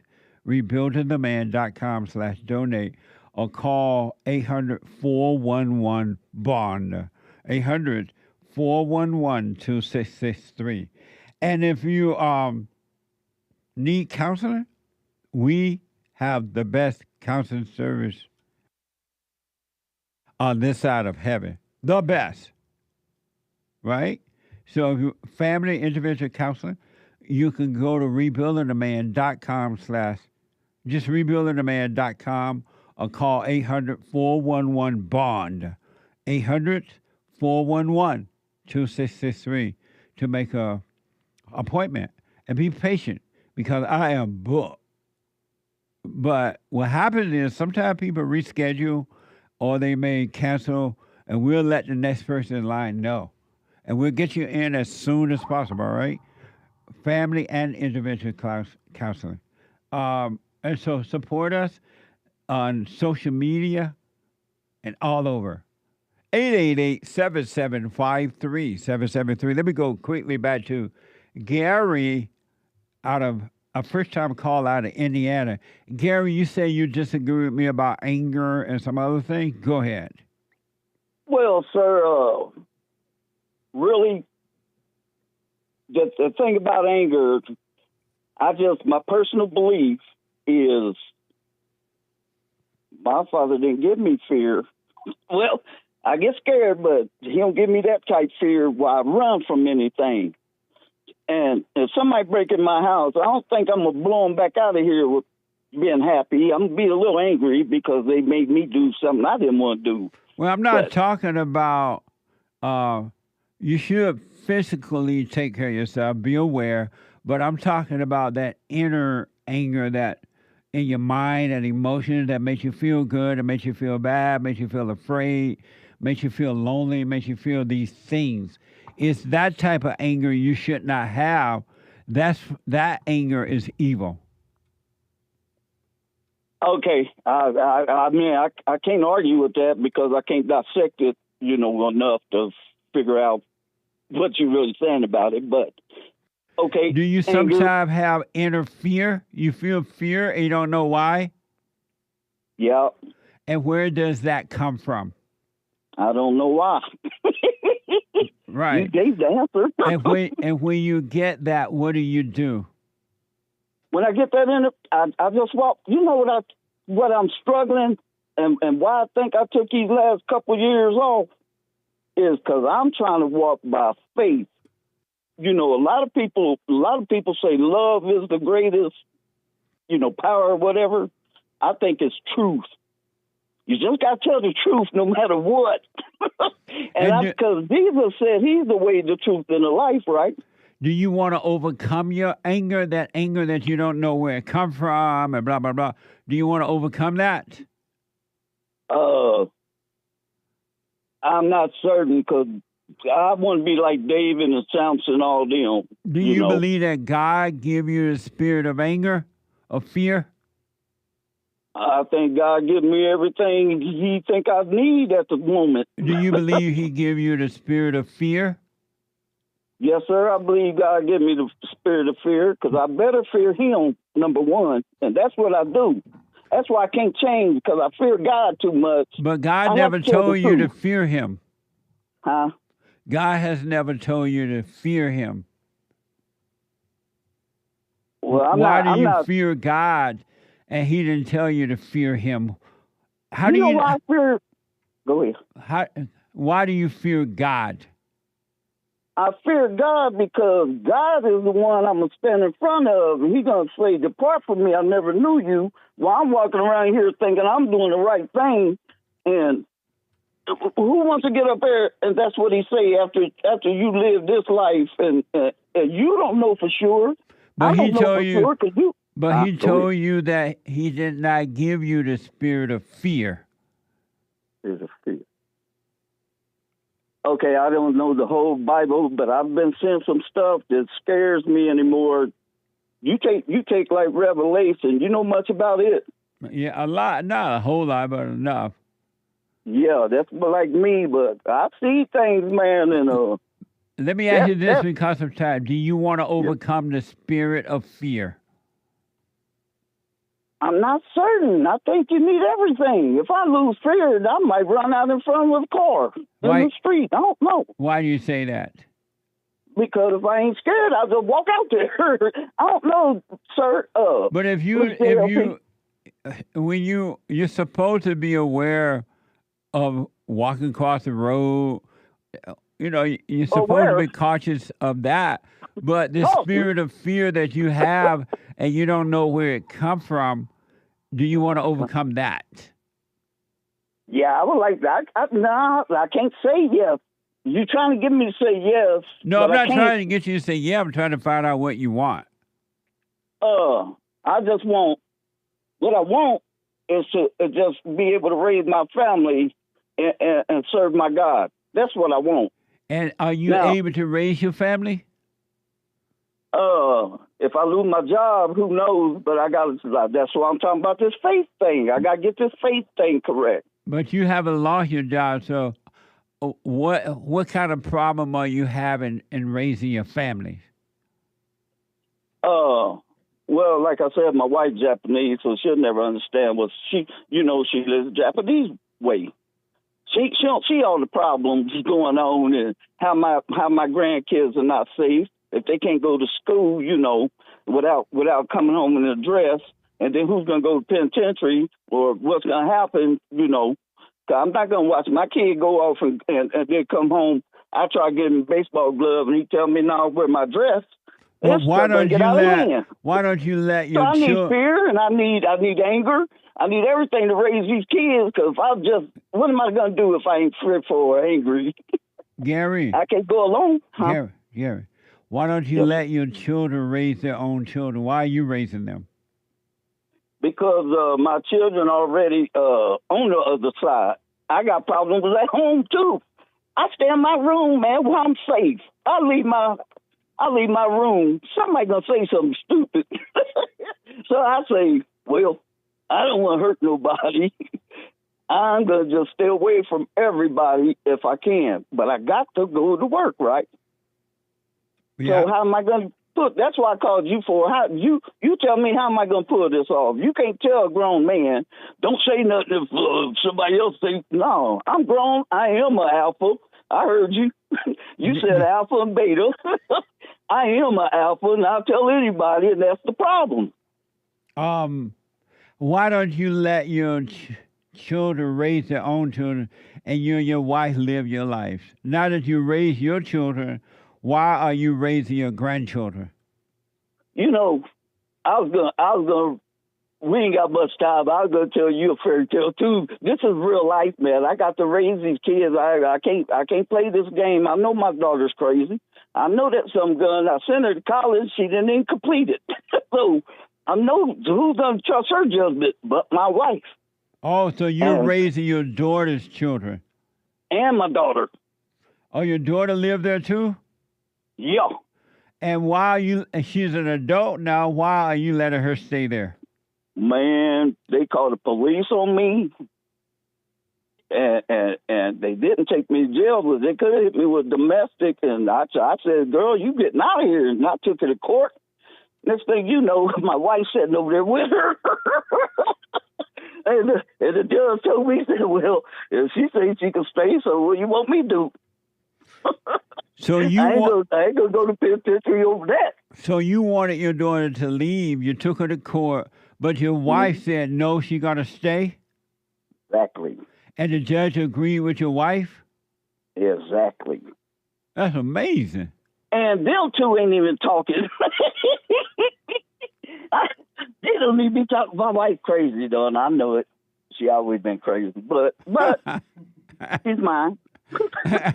How long you been married? Like I gave her, How long you been married? 30 years. Whoa! So this thing fell apart about 7 years ago. It fell apart? Well, I'll tell you, I started running everybody out of my life. I started getting angry if you say the wrong thing. Biden's the best president. That's the sperm of the serpent right there. You're looking at and don't even know it. And they're using witchcraft and everything. You notice how they use their hands a lot when they talk? Who? Like the bouncing, Who? Democrats. Oh, let me ask, why your marriage fell apart? Because of this daughter thing. Well, really it's because I believe God done marked his people too. Everybody knows if you don't accept Christ, you pretty much got the 3 6s. You don't accept your daddy. I believe God done marked his people. And so you can't tell me he hasn't, because there's a lot of people like me, and I know it. Amazing. And we can't say nothing, or you in a fight, you go in jail. And see, that's another thing. How you feel about your wife? Huh? How do you feel about your wife? Well, now, she done moved out of the bedroom, right? We got a big home, so not a big home, but 3 bedroom, 4. She moved in another room. We don't talk. It's been about 2 or 3 years. And I know she crazy, but she trying to make me crazy, so I don't talk to her. You haven't talked to your wife in 3 years or so? You live in the same house? Exactly. And daughter too. You know, and my daughter about some boyfriend around here. I told him, you don't talk to me either. Oh, none of y'all talk to me. Do you have other children as well? Well, I have a stepdaughter, and I kicked her out about 7 years ago because of the same reason. Yeah. What a mess. Ain't it beautiful? Amen. Gary, call me. I'm going to have to run because of time. Call me again. Right.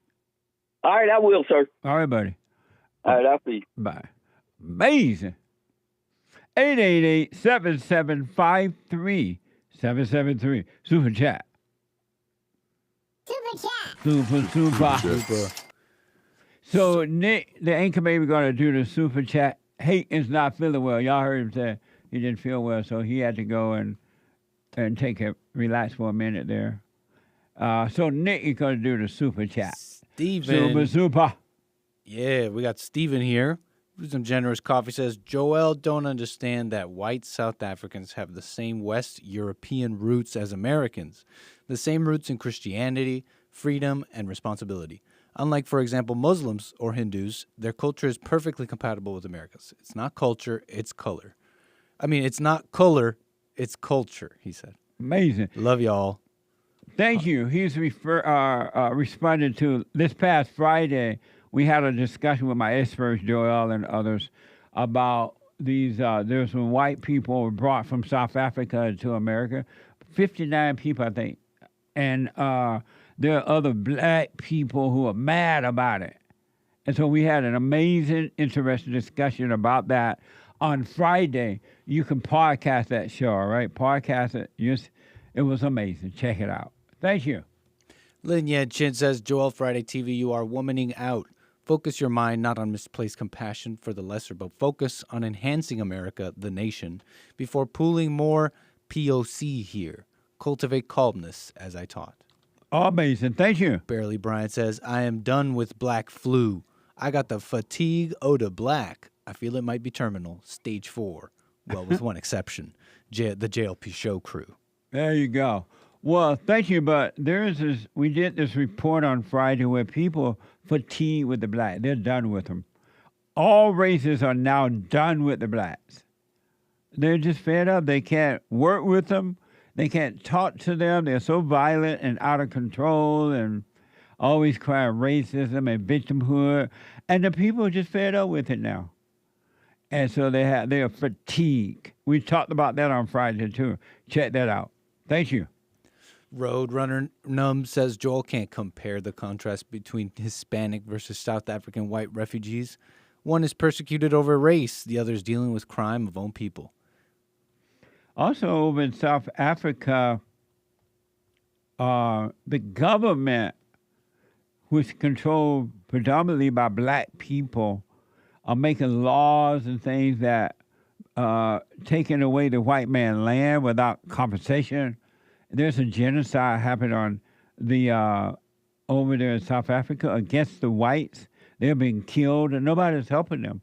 And so this is like really refugee status. The other stuff is just make-believe. Those people ain't got no refugee status. But amazing. Thank you. Glenn with some super chat says this agenda was started by Lyndon Johnson, 1965. Which agenda? I'm not sure exactly what they were referring to. Okay, I don't know either. Lyndon Johnson, I believe, was... I know that he was a Democrat. Yeah. And that he gave the black people government program under the support of the headings of the black civil rights movement. They wanted that for the blacks too, because they wanted to have control of the blacks so that the blacks can vote for them and they can make money off of using blacks' so-called victimhood status thing. So Lyndon Johnson was like, okay, bring them over to the Democratic Party. I'll take care of them for 400 years. And that's happening right now. Amazing. Thank you. Hayden Birch says, Jesse, when are you going to upload your songs to Spotify or YouTube? I hadn't thought of that, but we'll check it out. There's a playlist on the YouTube channel with some of the songs you may have heard that people have made with your voice. Thank you. On where? Spotify? On the Jesse Lee Peterson YouTube channel, there should be a playlist. YouTube channel. Thank you. Check it out. I appreciate your suggestion, too. Thank you. Taker Fan Forever bought a coffee says, you know how we have black fatigue? Does anyone else have immigrant fatigue? I just care about Americans only at this point. America first. Making America great again. Absolutely. Jessica with a coffee says, difference between this group of asylum seekers is the fact they didn't want to leave their country. They literally had no choice because they were going to be killed. They just come for a handout. That's why they come the wrong way. Perfect example of right and wrong way to do things. That is a perfect explanation, Jessica, right? Mm-hmm. Right on, yes. They were forced out. They didn't want to leave their country, unlike the illegal aliens. Good point. Thank you. Base Nation says, ask Maze what's so bad with being an N-word since she's so offended by it. Maze is offended by the N-word?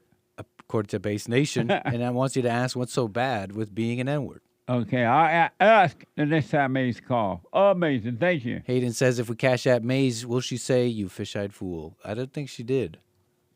But nice try. Thank you. Pastor Chatelet, let me see. Make sure I'm reading the correct ones here.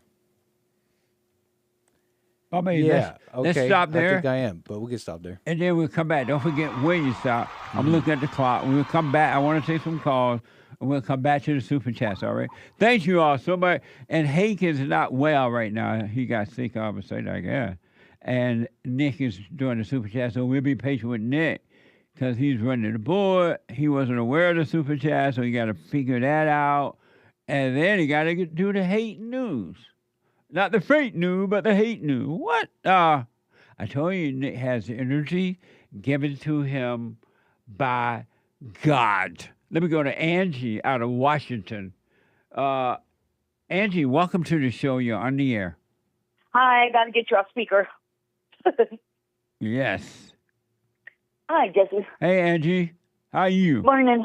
I'm good. I'm good. I'm well. No woman is good, but all is well. I'm well. Yeah, I'm just getting a little pissed off with all this Biden having cancer. I don't believe it for a second. My mama had aggressive bone cancer, really, and when it hit her, she died in 3 days. There's no way he has aggressive form of cancer in his bones. So she died in 3 days when you In 3 days. discovered that she had bone cancer? Right, yeah. Well, her cancer was in her breast, it went to her liver, and then it went to her bones. Wow. And, yeah, it was Amazing. terrible to watch.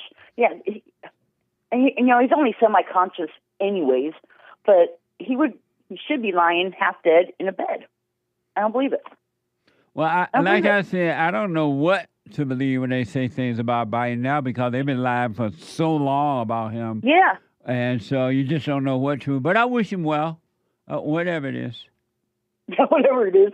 And I lost my leg. I'm diabetic. I'm one-legged Angie, if you remember me. I do, Angie. I remember you couldn't walk, and then you got up and walked. Yep, I did a bunch of laundry last night, walking around. Right on. That's amazing. Yeah, but I got an infection in my bone. That's why I lost my leg. So I don't believe he has this bone cancer. I don't believe it. I think it's sickening. It really pisses me off. Well, don't be ticked. Don't be ticked about it. It's enough not to know if it's true or not. Because if it is true, it doesn't matter to you. And if it's not true, it doesn't matter. Not really. Yeah, but don't be ticked about it. I just don't. You can't trust the media anymore, and especially the liberal media. So I just don't know what to think about it. And I do wish him well if he does have it. Well, but he would be he'd be half dead. You know what I'm saying? Right. It's right. And then this jailbreak. All these women in charge. It's stupid. Yeah. Women are weak. How do 10 prisoners escape at once? You're right. Think about that. They had 10 people. At one time, I went to jail for stealing tampons for 10 days back in the day. And they checked us every hour. They room check every hour. Right. We had to do count. But the fuck? You make a good point, Angie. Now that they are putting these women in leadership role, everything is falling apart. It's not getting better. It's only getting worse. It is. And the woman who resigned immediately in front of Senator Cruz and Senator Valley, in charge of the Secret Service, Trump got shot. Amazing. What the hell? What the hell? What a mess. I'm not familiar with that, but what a mess. Angie, I got to take a break. Call me again. I will. You have a great day. You too, Angie. Stay with it. I'm 32 years Back in a moment. Hate news, not the fake news. One more hour to go. I've been clinically depressed since I was 17 years old. And ever since I started listening to you a couple of months ago, bro, I don't even need to hear the word depression. I don't even care about that because that's not anything that I identify with anymore. Nice. I'm 100% cured. I'm 100% better because I've been listening to the Jesse Lee Peterson show. And I can't even begin to tell you how much I appreciate you. And I just can't even, begin to tell you how much I really appreciate the things that you're doing for young men. Young men need to hear this, and young men need to know this message that you're delivering because it's important. It's vital to their lives, Jesse. I just wanted to let you know that, man.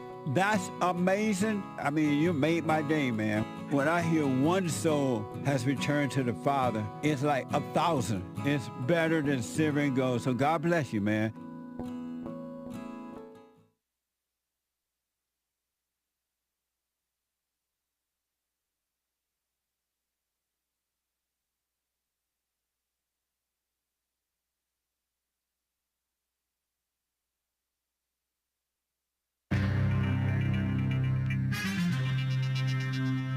You got Nick News, not Hake News. We're coming back to the third hour with the Jesse Lee Peterson Show, but a little bit of news up until then. We're doing this live, okay, folks? But a little bit of interesting news for you. You know, starting it off here with Welcome to America. Honestly, where you have a reality TV show determine your life. They're considering a reality TV show, a possible reality TV show to where immigrants compete for citizenship. Will you accept this? Called Certificate of Naturalization, like some kind of Bachelor parody show or something like that. What's going on with Kristi Noem? She's running the DHS, right? What's she thinking here? But there, it's confirmed. The ladies at the Skim are confirming it's the DHS, the Department of Homeland Security, is considering the idea. Behind the pitch is Rob Warsoff, a producer who's worked on Duck Dynasty and The Millionaire Matchmaker. He wants to make a show where immigrants compete in challenges based on American traditions. And that could mean working on an assembly line or panning for gold, like they did in California. And according to a pitch deck reviewed by the Wall Street Journal, Warsoff claims no one will be penalized or deported if you do the show. So you can imagine all sorts of people running up to become America's next citizen. I'm sure the proposal sparked much backlash. The Skim reports the proposal sparked bipartisan backlash, with critics calling the concept exploitative and cruel. The show idea surfaces as Donald Trump enforces a tougher immigration agenda and the Supreme Court weighs the future of birthright citizenship. I say get rid of that. I'm pulling up the ladder. I'm sorry, anchor babies, it's over. DHS Secretary Kristi Noem has embraced publicity tactics for hardline policies. From memes, videos, and touring El Salvador's controversial mega prison. Warsaw, for his part, says he's not minimizing the stakes for immigrants, adding the show is not the Hunger Games. He says it's not the Hunger Games, folks. We just need to be reminded of how proud and how much of an honor it is to be an American. Definitely creative ideas, right? Going to CNN for this one, we have what they're covering is what they're calling a high-stakes call with the Putin, you know, 1/3 of the dream team, the latest on Trump's presidency as he's set to speak to Putin about the Ukraine war. President Donald Trump is speaking with Russian President Vladimir Putin by phone this morning, according to a U.S. official, a day after top administration officials met with Ukraine's Volodymyr Zelensky in Rome. Trump will ask Putin if he is serious about peace, Vice President J.D. Vance told reporters today, as the White House noted that the U.S. president has grown weary and frustrated with both sides and wants the conflict to end. Trump is also set to participate in a call with Zelensky and NATO members today as well. Big moves in the global stage. Trump's agenda, CNN reports, is House Republican leaders are still trying to resolve major internal battles over Trump's massive domestic policy bill, even as House Speaker Mike Johnson is engaged in last-ditch negotiations to win over GOP members before an unexpected floor vote later this week. Among the major unresolved issues is the time frame over when the new Medicaid work requirements would begin and whether to change Medicaid's federal state cost-sharing program. So, duking it out in the, you know, who knows, will anything happen? It's like seems only Trump is the one making stuff happen. And the final thing here, the controversy behind Joe Biden's diagnosis. Many are already speculating. They're asking America First reporters, asking, did they hide Joe Biden's diagnosis from Biden himself? But it's about Joe Biden's aggressive prostate cancer diagnosis, as you've heard, with metastasis to the bone. This is from America First report on Revolver. Jesse's asking me here off camera. But that is the controversy, and they're about Joe Biden's cancer diagnosis. We're wishing him well, I'm sure, as some have called him America's second greatest president. And I'm sure we're all wondering where that man who said that is right now. He's fine, but Jesse Lee Peterson's coming back for the third hour.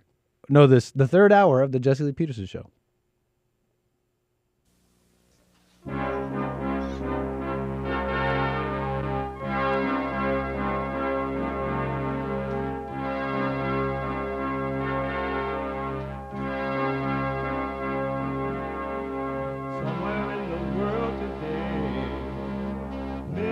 to stand up strong, think the truth about themselves, to understand what went wrong. I know we can find a way.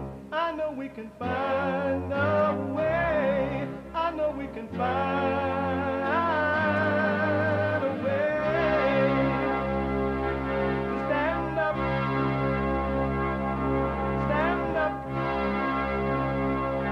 stand up.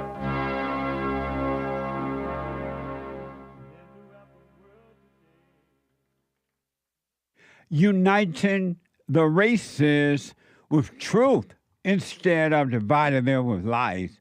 We're also rebuilding the family by rebuilding the man. I'm Jesse Lee Peterson. Welcome to the third hour of the show already. What you can get involved by calling 888-77-53773. 888-77-JESSE. And my biblical question, a brand new biblical question. Which do you prefer, anger or understanding? You cannot have both. Which do you prefer, anger or understanding? You cannot have both. Which you prefer? Amazing question. We have every way that you can watch and support the show listed on jesseleepeterson.com/show. jesseleepeterson.com/show. And if you're moving about and you just can't sit and watch a show, we have a way. You can still listen to the show as it is happening. You can podcast, but you can listen on your iPhone or iPad by calling the listen line on TalkStream Live at 605-615-4131. 605-615-4131. And to donate and have your comments read out loud, go to Buy Me a Coffee. buymeacoffee.com/JLP Talk or Bond JLP Cash App. Bond JLP Cash App. It's Monday. It's the third hour of Monday. We take all calls on Mondays, but we take the ladies' call first as they come in on Mondays. We take them all the time, ladies, but on Mondays is and will always be Female Monday. All my life, I had to fight.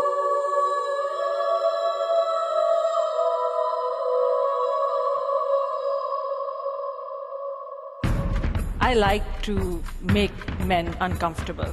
All my life I had to fight. Let women take over. Some of us believe that women are getting paid less than men. I proudly say I'm a feminist. Thank you. Deep in their soul, they want to be home with those babies. We've been lied to for so long. That's right. One thing for sure and without a doubt. For sure and without a doubt. You've been lied to as to how to live. You've been lied to.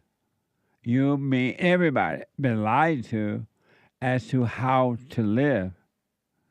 And if you notice, you can prove this to yourself that you have not been able to live up to what you've been told. Nobody has been able to live up to what they've been told. You've been told to believe in God. You have not been able to believe in God. You've been told to have faith in God. You have no faith in God. You've been told to love one another. You have no love, period. Not only for yourself, but no one else, including your children, your wife, your husband, your children. You're even told to love your enemy. You hate your enemy. You have been told that to be ambitious in life. Get a job, get married, raise children, buy a house, and all that. Be loved. You have not been able to do any of those things in your whole life. You have been told to have morals and values You have none. You tried. You tried to have morals. You tried to have values. You tried to love. You tried not to be angry. And some of you tried to be angry because you told that anger is good.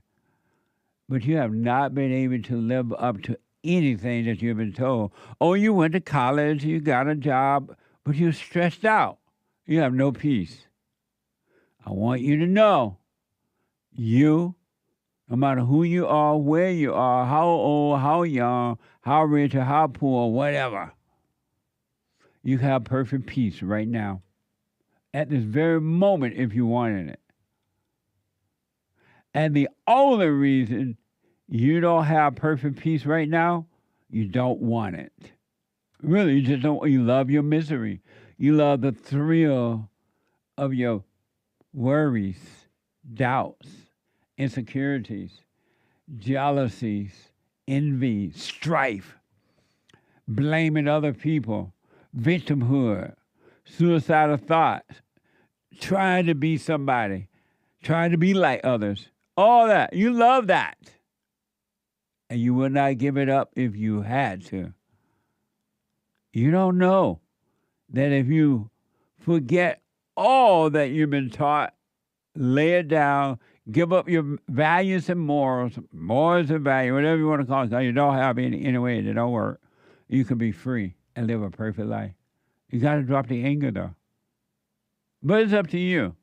888-7753-773. Let me go to Charles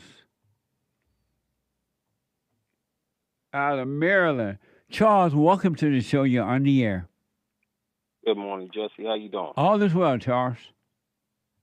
Yeah, I've been listening to you for a while, and I know you have a great sense of humor.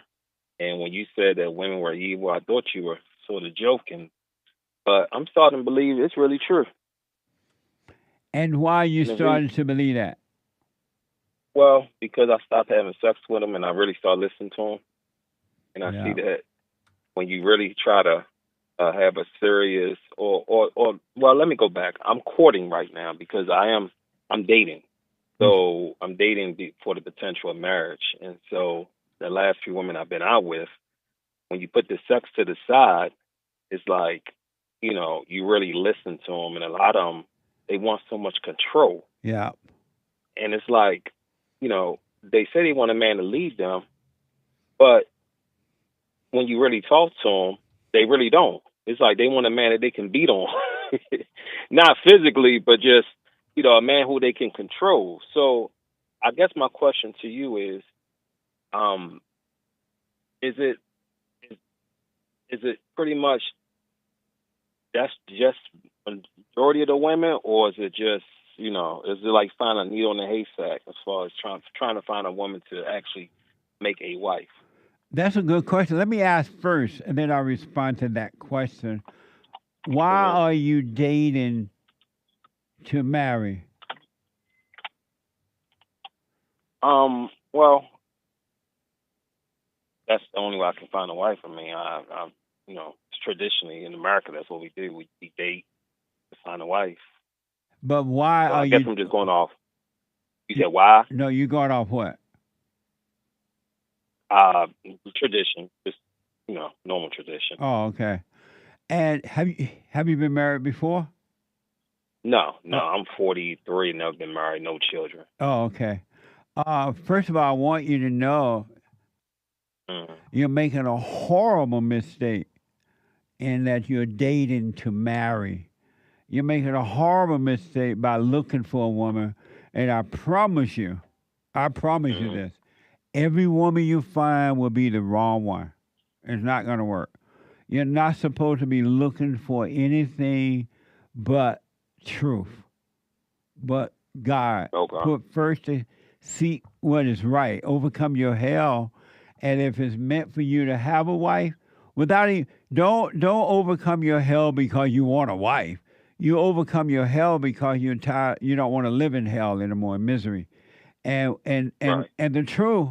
When you put that before anything else, if you need to be married or want to be married, He would add a wife unto you, and it'll be the right one. But you should not be looking for that. You should not be dating to get married. And there's nothing wrong with dating so you can learn how to deal with women. But don't look for a wife because you're putting that before what is right. And you will always find the wrong one. Every man on earth have always found the wrong woman because he put that before the truth. Wow. Okay. So you say the truth. You're saying is just seek God. Yes.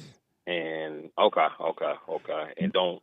So you're saying dating is not bad, but don't date for marriage. Right.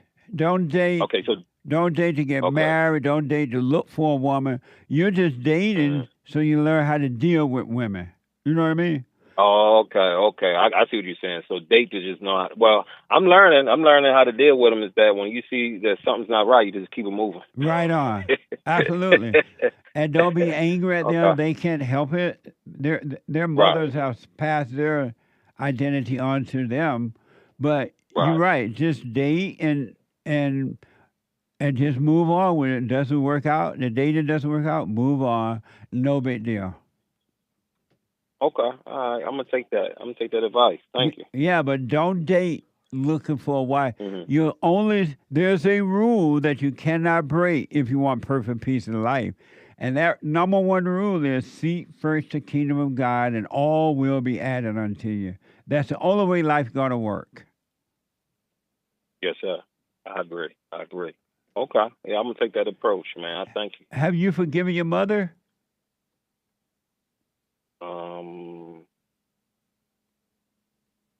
Well, I would probably say not so much forgiving her, but I understand why she was the way she was with me. But I don't know if I fully forgave her. And why haven't you gone to her and forgiven her for what she's done to you? Because she don't know how to take any kind of criticism that's not pointing towards her. That's pointing towards her. Excuse me. Meaning what? Gonna get into a little irate. I did the best I could, and you was a bad kid. So I don't feel like getting into all that. but forgiveness is what set you free from her. You and you gotta face her and forgive her. Apologize to her for being angry for what, because she turned you away from your father. She imposed a will on you. She couldn't help herself. Her mother did it to her, and so on and so on. But when you forgive her, hey, mother, I'm sorry for resenting you for what you've done to me. And I realize now you can't help yourself. And when you do that, God will forgive you, and He's going to take your mother's identity away from you. Your mindset and your emotions are that of your mother. And every woman you meet, because you love what you hate your mother, and every woman you meet will be your mother.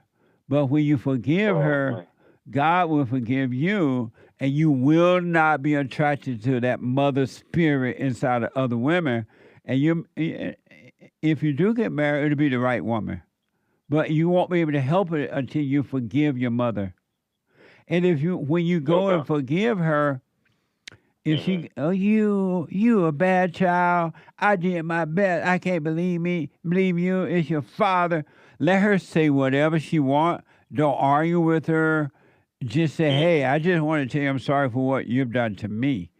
I'm wrong for being angry at you, and move on with your life. But you got to face your mother, man. Okay. I mean, I had no problem doing it. It's just I never really been told to do it. You get what I'm saying? Yeah. And if she get mad, that's on her. Don't try to prove it. Let her say whatever she wants. She is in denial about her wrongdoing, and you can't do anything about that. So let your mother suffer the hell. You forgive her and move on. Okay. Can I ask you one more question? Yes. Also, how do you want to move on? I know you said forgive your mom, but how do you forgive yourself also for? Because I've used a lot of women, not a lot, but I've used women in the past too, and now that I've become more conscious about how I've treated people in the past, how do I move on from that as well? Like whether it was using someone for sex or just not being very thoughtful, breaking female hearts and stuff like that. Like, How do you? When you say you use them, you give me an example of how you use them. What you mean by that? Well, I feel like any man that has sex with a woman outside of marriage uses them. Yeah, that's for his true. pleasure. 100%. So you want to know how you move on from that? Well, yeah, because sometimes I just feel guilt for some things that I've done, and I don't know where it comes from. But it's like, I think of things I've done in the past, and I'm like, man, I've really mistreated this young lady. Not saying, look, I mean, I didn't have to put a gun to their head for them to spread their legs, but you get what I'm saying. I do. I guess now I know what I'm you looking mean. at it as a man. I look at it like I'm always held accountable. Like I don't want to ever put the woman equal with me. So as a man, I'm held accountable to God for everything I do. So I was the head of that, that choice that I made. So sometimes I just feel guilt, and I know it's. And when you it's not say a big you deal. feel guilt, who's feeling the guilt?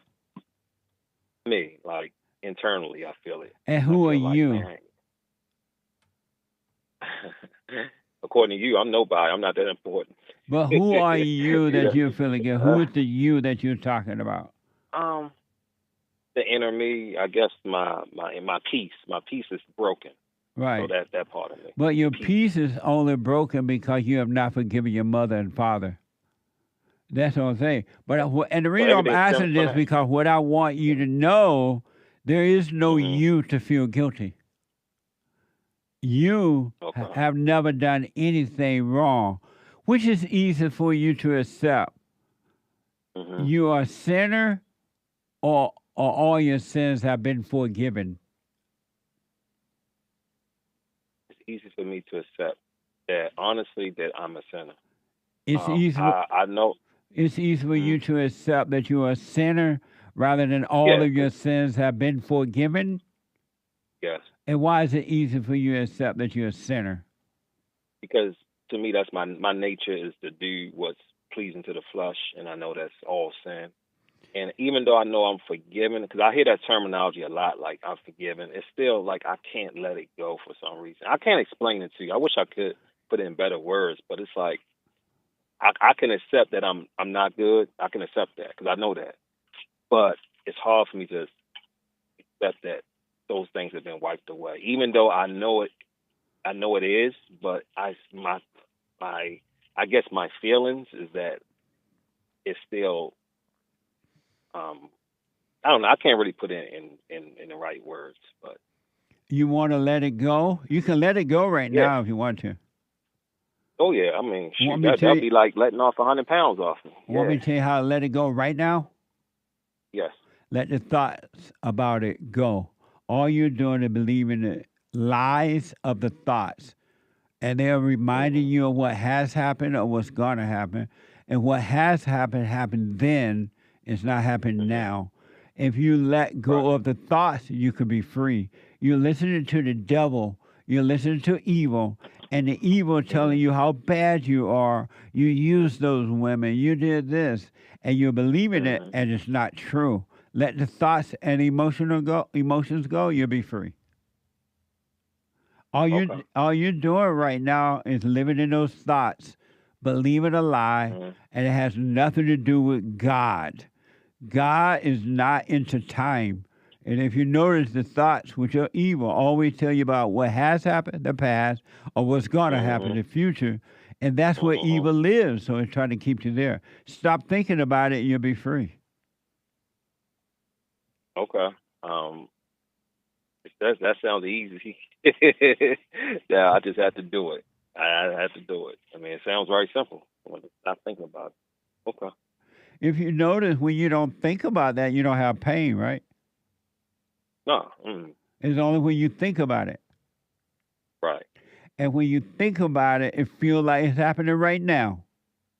But it's not. It's all an illusion. It's all an illusion, Charles. You got to let the thoughts go. Are you doing the silent prayer? No, I've heard of it. I've never done it. Have you forgiven your father? No. I'm sorry? No. And why not? He just never seemed like he accept me who I am, and he always compare me to other people, even to this day. I talk to him. I mean, I I don't ask him for anything. It ain't like I'm 43 to live in a basement. I got my own, but he just is like enough.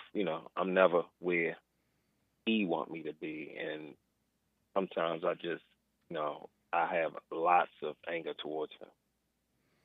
And but I still call him.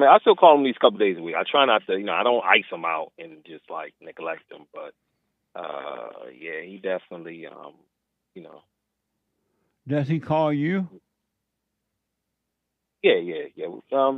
Every now and then, like maybe once a week or so. And when you say you're never good enough, give me an example of what you mean. Okay. If I have, I have a pretty decent job. He'll say, well, your cousin, he went to college and he got a 4-year degree and, and he got a wife. And I told you I don't have a wife or kids. Right. And I'm one of the few in my family that can pass on the name. So he'll say things like, oh, this person got 2 kids and he's doing good. And it's like I'm chopped liver or something. Like I'm not doing And so how do you feel when he says that to you? It takes me to a place of I ain't good enough. I'm not good enough. That's what it takes me at. So, it makes me feel like, like, man, I don't even want to talk to this guy.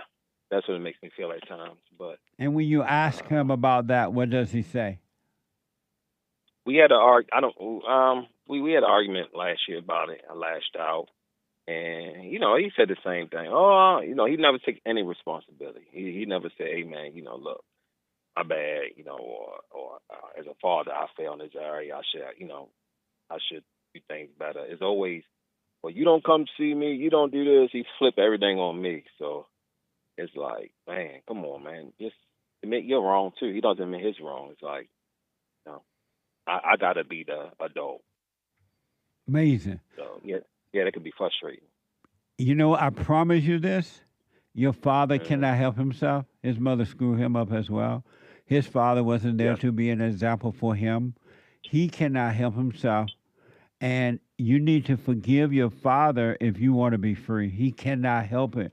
That's why God said, forgive them. They know not what they do.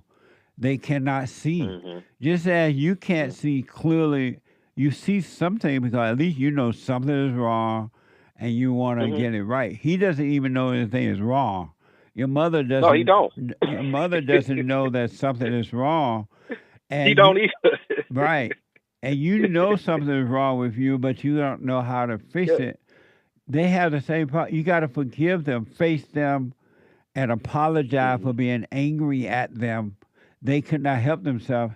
And I promise you, Charles, you will never need them again. You don't need their approval. You won't need their love. They can't make you feel anything. And if you talk to them, it'll be fine. If you don't, it'll be fine. But you got to overcome the anger so you can be made free.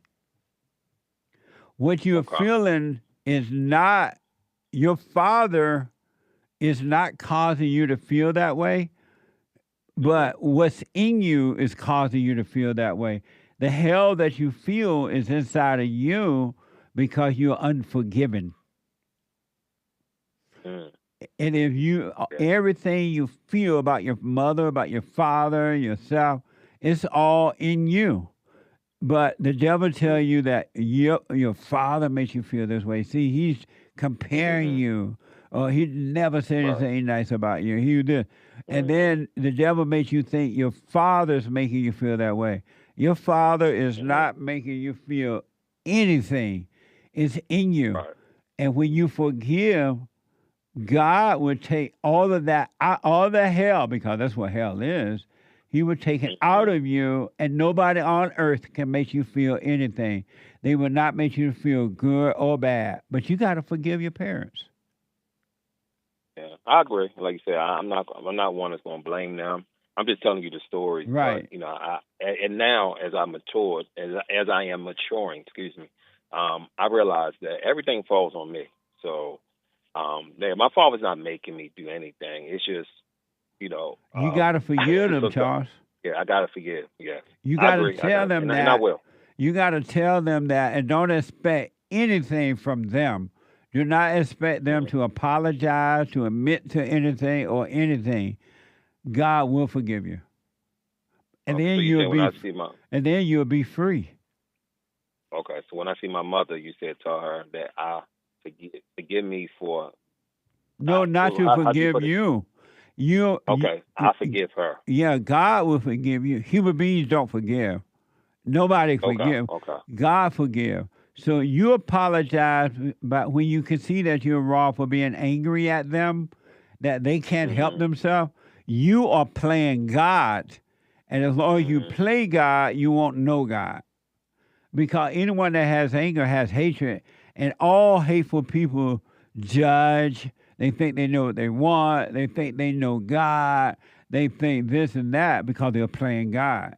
But when you forgive, God will forgive you, and you will never judge another person. And you won't even judge your enemy or yourself. You'll be free. And you'll enter into the heaven right here on earth. Okay. So I can't text them. I got to tell them? Or can I text them? Unless you just can't talk to them and they don't want to talk to you, you can't make them talk, then you text. But it's best for you to face them either by FaceTime or if not on the phone, but whatever. You got to face them shaking in your boots so you can overcome fear. Okay. All right. I'm going to do it, man. Look, it's been a blessing. Thank you. Does that make sense? Oh, yeah, it makes a lot of sense. No, it really do. I totally understand. I agree with it. I do. Sometimes you just got to hear from other people. You know what I mean? Right. But you got to, if you want to be free, you got to apologize. I'm sorry for hating you or being angry at you. God, anger is hatred. I realize now you can help it.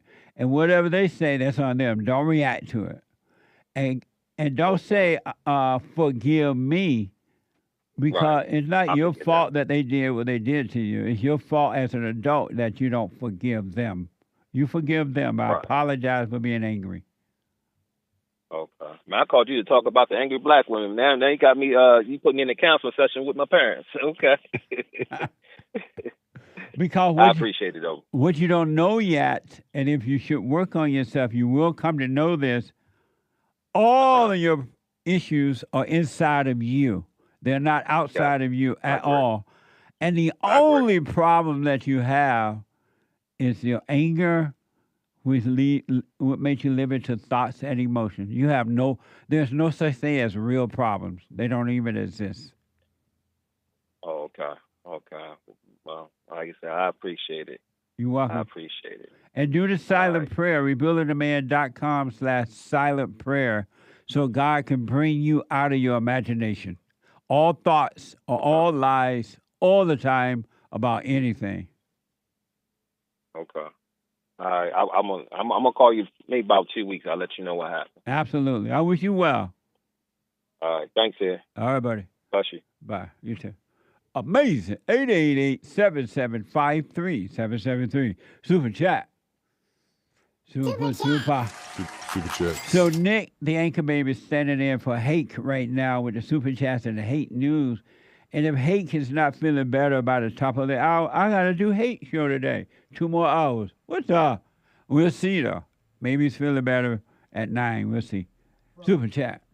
Of course, from Pastor Chatelet says, gifted the can, hey, Tony, more blacks are killed by abortion than anyone else. Tony agrees with Margaret Sanger.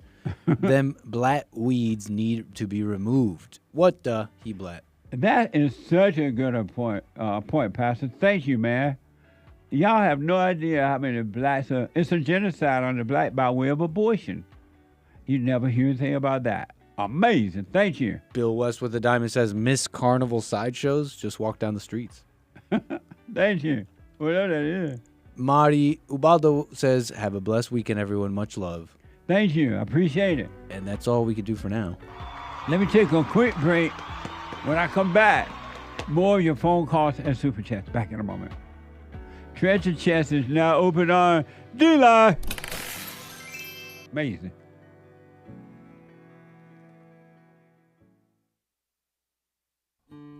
We have a counseling service, and I have to admit, thanks to God, it is the best counseling service on this side of heaven.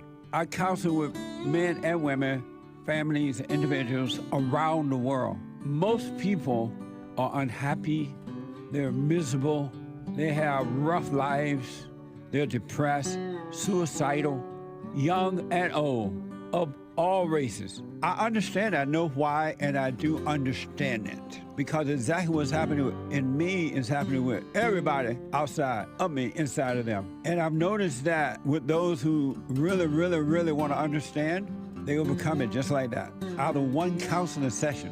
If you need counseling, you can go to rebuildingaman.com or call 800-411-2663. 800-411-BOND. Best counseling service on this side of heaven.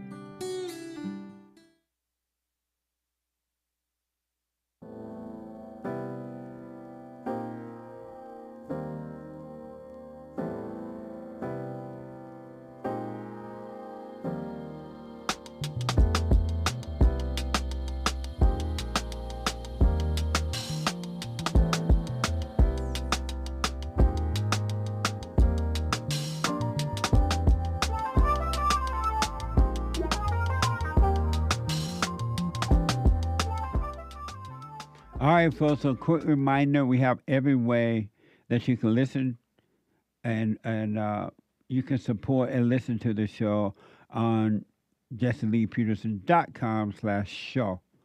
JesseLeePeterson.com/show. Every way to listen and support it, all right? Also, don't forget to support the show. Make your donation, rebuildingaman.com/show. Or call 800-411-BOND. 800-411-BOND. We have a brand new newsletter we just put out at no cost. You can have a copy of that. You can get it. And if you would like us to mail it to you, either call 800-411-BOND and tell us where to send it to. We need a mailing address. Or you can go to rebuildingaman.com, rebuildingaman.com, and request the newsletter. And a brand new episode. Well, what's going to happen now? I forgot to mention. The Hake report is coming up at the top of this hour, but I may or may not sit in for Hake. Look like I may sit in. I don't know yet. I have to wait till the top of the hour. All of a sudden, he just didn't feel well. So he had to go and relax for a minute there. But he may feel better by 9. I don't know. And then after the Hake report, Joel Friday TV at 11 a.m. He black. Joel Friday TV at 11 a.m. Pacific time. And after Joel Friday TV, the American Anchor Baby. The American Anchor Baby at 11 a.m. Pacific time. And after that, a brand new episode at 2 p.m. Pacific time of Punching TV. Watch this. This guy on the internet is going viral. 5 years on Tinder and swiped right 2 million times and got one date. Poor guy. And one no spark. And one no spark. The whole online dating world is like geared for the woman. So man, there's advice for the men. If you're gonna be on these sites, the only way to get attention is if... I've heard of this guy in South Africa who said, "We've not called for the killing of white people, at least for now.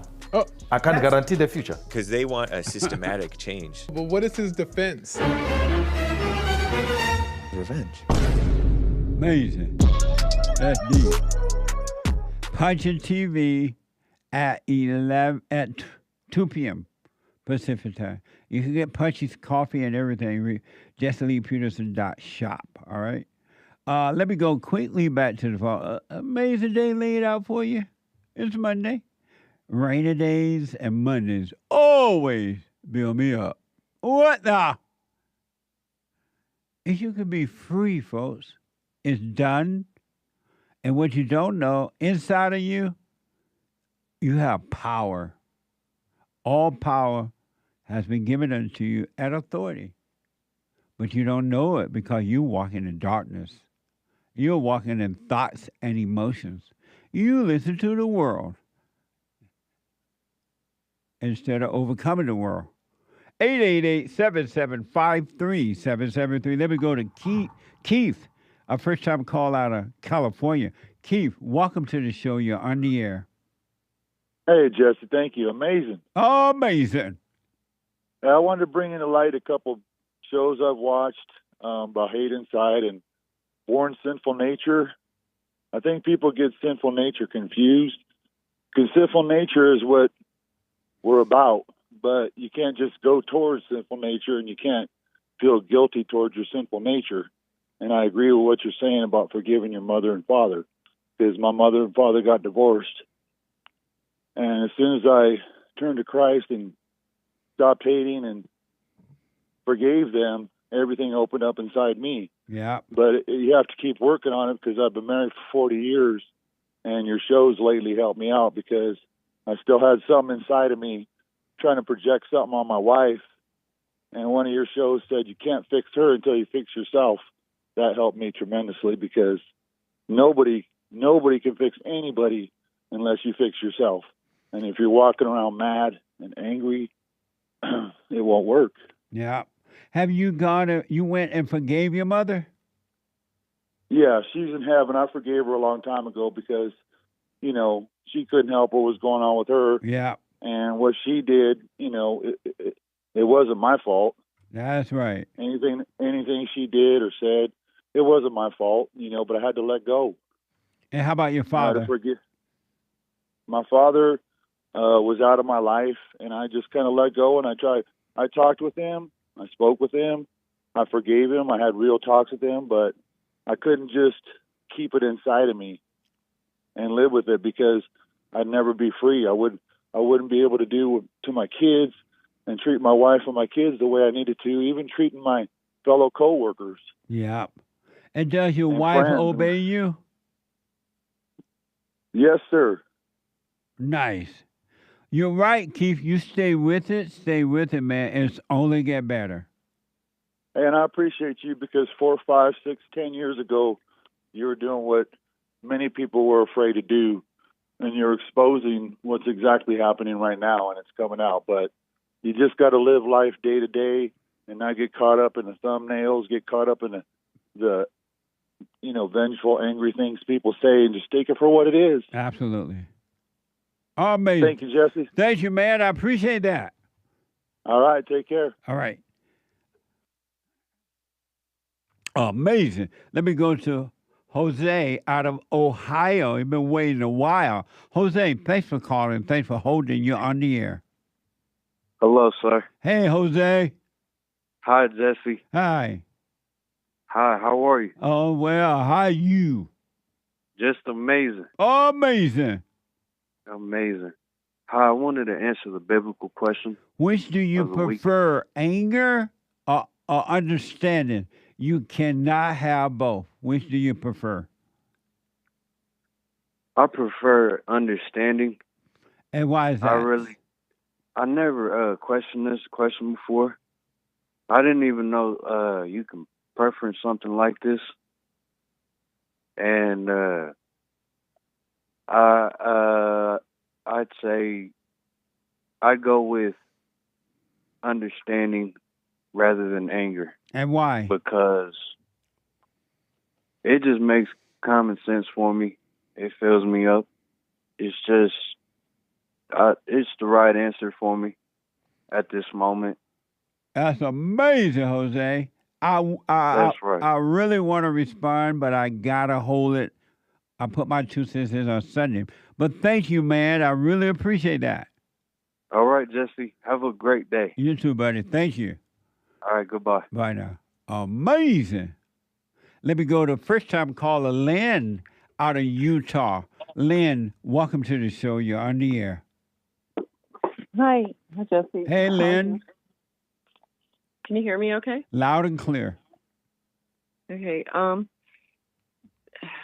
do you, if your parents have passed and you're still notice that you're suffering with anger, how do you overcome that? I've said it, I forgive you in prayers, and to wherever they may be. They weren't Christian.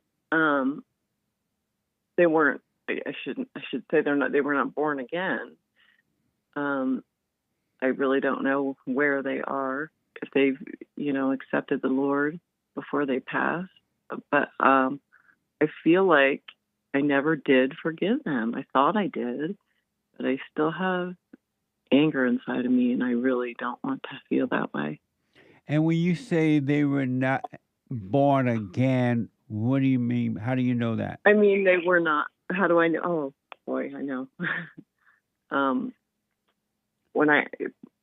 The last time I spoke to my father, he doesn't even he was one of those people that would go to church once a week, but that's it, and thought that was a relationship with God, He didn't have a relationship with God. I tried to talk with him about God, and he would not. He'd shut me down. And how do you know they were not born again? I don't, because I don't know what happens if there's somebody So then dying. why do you say they were not born again? Well, I sure hope they were. I mean, but as far as I knew, they didn't live in the same state. But it's not like I saw them very often. And so why do you say they were not born again? I guess I shouldn't say that. I really don't know. And so why do you say they were not born again? I don't know. They may have on their deathbed. I don't know, because there was no love there. If somebody was born again, wouldn't you see the fruits of the Spirit? And so why do you say they were not born again? Okay, that is what the fifth time. I don't know. And are you born again? No. And how do you know you're not born again? Because I think I'd have more patience and fruits of the Spirit. And your question for me is what? How do you forgive? Do you if somebody on the other side? How do you forgive? Like, really forgive? I've repented to the Lord and have asked over and over again, and I've fasted and prayed, and I still feel like sometimes there's this anger that wells up in me. And so you want to know, how do you forgive even if they have died, if they're dead? Correct. And you say that you pray to God for it, but it has not worked, right? So let me ask us: do you see that you're evil? I feel like I am sometimes. Do you see that you're evil? Yeah, I think everybody is. If you don't have God, He's the only thing that's good. People aren't good. There's no one good but God. Do you see that you're evil? Yes, everybody is. Do you see that you're evil? Absolutely. And what do you see about yourself that's evil? Loss of patience, short-temperedness. And can you help it? But be that way? If I'm in the heat of the moment, it just comes out, it feels like. And so can you help it? Does it seem like something else is controlling you, or you're in control? No, I don't. I feel like I can help it if I don't let myself even get to that place in the first place. You say you feel like you can help yourself, or you can't? If I let myself get to that point of anger, then no, I feel like it just comes out. You know what I mean? The anger, like. Are you angry? Are you able to stop yourself from being angry? Yes. But then why don't you stop it? Well, because I've already said damaging things, and I would wish I could take back. You know what I mean? But if you were in control of it, you say you can make yourself stop. Why do you say damaging things if you're in control of the anger? Well, I mean, oh my gosh, that's tricky because maybe I'm not in control then. Are you in control or not? Well, if I'm in the heat of a moment and I'm triggered, then I guess I'm not in control. Are you in control or not, or does something else control you? Now, I don't feel like I'm demon possessed, if that's what you're getting at. If you're not demon possessed, how can you be evil? What? All right, I'm lost. Okay, I'm lost totally. You said what? Demon possession is evil. What are you talking about? Did you say you don't have demons? No, I think people are. I don't think people can be possessed. Well, people can. Oh, be possessed. are you demon possessed? No. You're not. Then how can you be? Influence, yes. If you're not evil, influenced. if you're not demon possessed, how can how can you be evil then? No, just not good. I think there is no one that's good. And are there people? I don't know if I want to go to the word evil. Are you evil? No. Are I'm you not good? Are you good? No, no one is. If you're not evil, if you're not good, you have to be evil. You can't be both. No, nobody is but God. It's the God that's in me that's good. And no one's good but God. It's only God is good. If you're separate from God, everyone's evil. LYNN, are you evil? If I'm separate from God, absolutely. LYNN, are you evil? No. Are you good? When God is with me, yes. LYNN, are you good? When Christ is in me, yes. LYNN, are you good? Yes. If you're good, why do you lack patience and angry? Why do you say and do things you regret if you're good? Because sometimes I let go of God. Sometimes I look the other way. I don't know. What do you mean by you let go?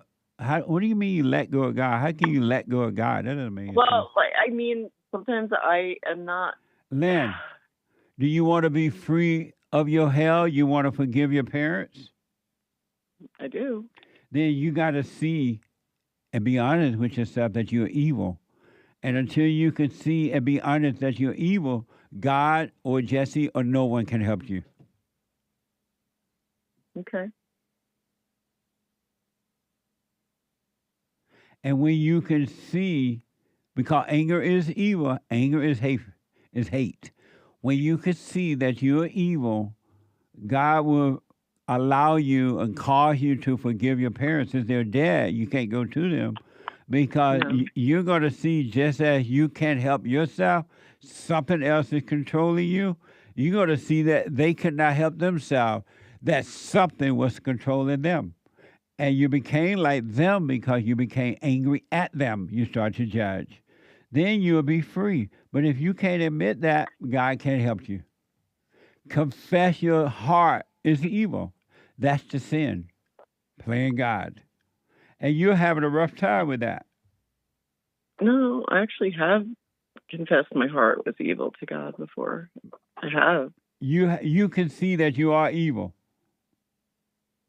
Yes, I've confessed that I was evil to God, that I've done evil things. I don't think I worded it that I'm evil, though. Do you see, LYNN, do you see that you are evil? That's heavy. I mean, yeah, I guess if you put it that way, but that's really, wow. I guess if you can't control your anger, then that is evil. So, LYNN, look, I'll do whatever it takes to be rid of anger that I don't want in my heart. So, LYNN, do you see that you're evil?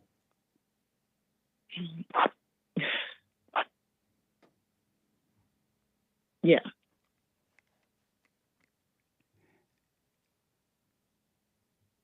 Yes, sir.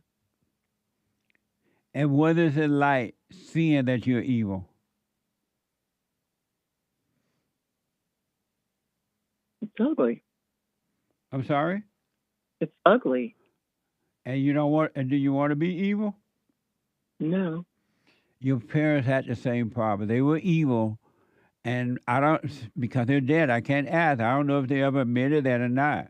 But when you see that you're evil and the things that you're doing and have done, you can't help yourself, but something else is controlling you, then you will see that your parents could not help themselves, and that will cause you to forgive them.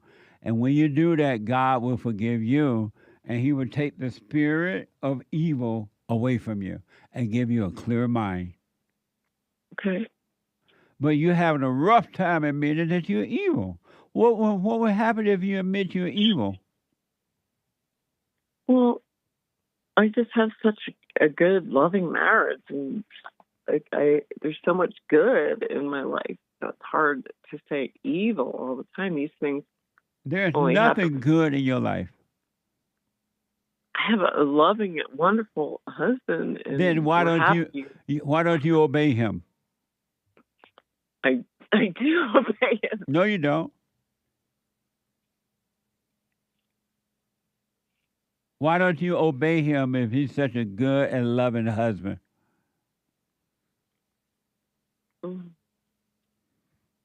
I do obey him. No, you don't.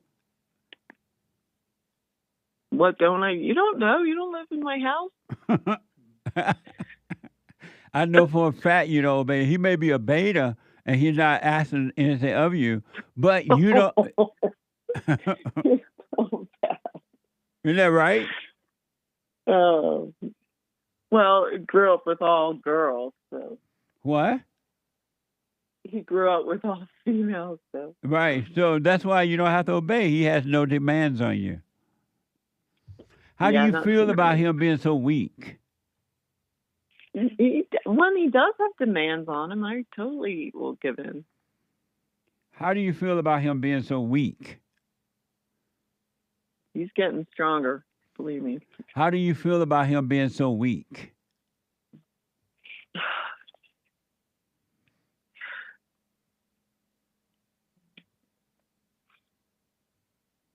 I don't know how to answer that. Yes, you I love do. him. You know how you feel about your husband being weak.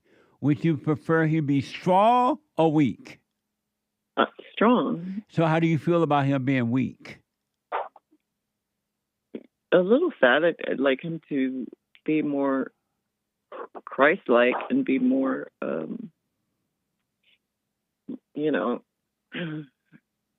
put Christ, the way that it's supposed to be, like be my leader, like be the head of household. And so how do you feel about your husband being weak?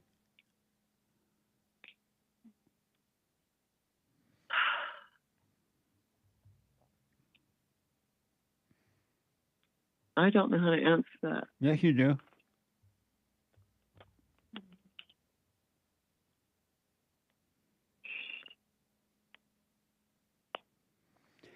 How will you ever be free when you can't even be honest with you? All right. Well, yes, of course I want him to be strong. I just want to do what God's will for me here on earth is. That's and it. So how do you feel about him being weak? He doesn't. I don't like it. I would prefer him being strong. I don't like him being weak. Are you able to? I'm gonna have to do the hate report, y'all. Can you hold for me, Lynn? You have to do the what? Hold on, I gotta take a break. Will you hold on? Yeah. Oh, hold on, cause you a mess. What a mess. Hold on, Lynn. I gotta take a break. I'm gonna do the hate report, so I'll continue for the next however long I can go. Hopefully 2 hours. Hate show is 2 hours. I'm gonna take a break. I'll be back. I'll be doing the hate show for the next 2 hours. Hake is not feeling well. All of a sudden, he's bad. I'll be back in a moment. We're gonna take a quick news for the hate news, not the fake news, but Nick is gonna be doing the hate news. Am I right, Nick?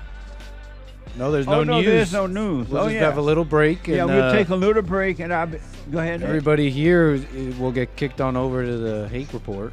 Yeah, but I'm just going to continue. Correct. All right, I'll be back in a moment. All right, 2 more hours to go. Back in a moment.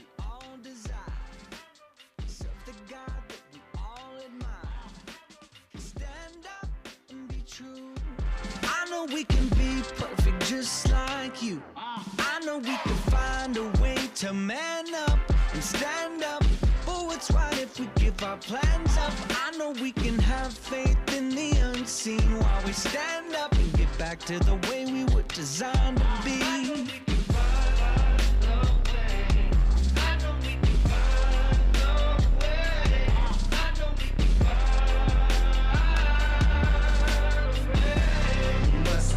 So you get something went wrong, but check. I had to get on the track one time. Joel Friday here. Check. Look, stand up. We got fighting to do. We gotta show 'em who boss. He put a Viking in you. He put that lightning in you, igniting the truth. But you beg and blame and lie and hate and never wanna stand for the truth. So what you planning to do?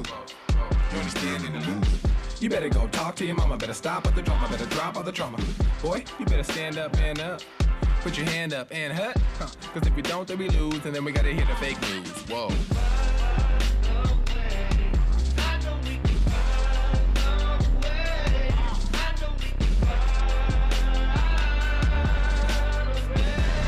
You must know that's so you get something went wrong, but face the truth about yourself and just seek first God's kingdom, cause you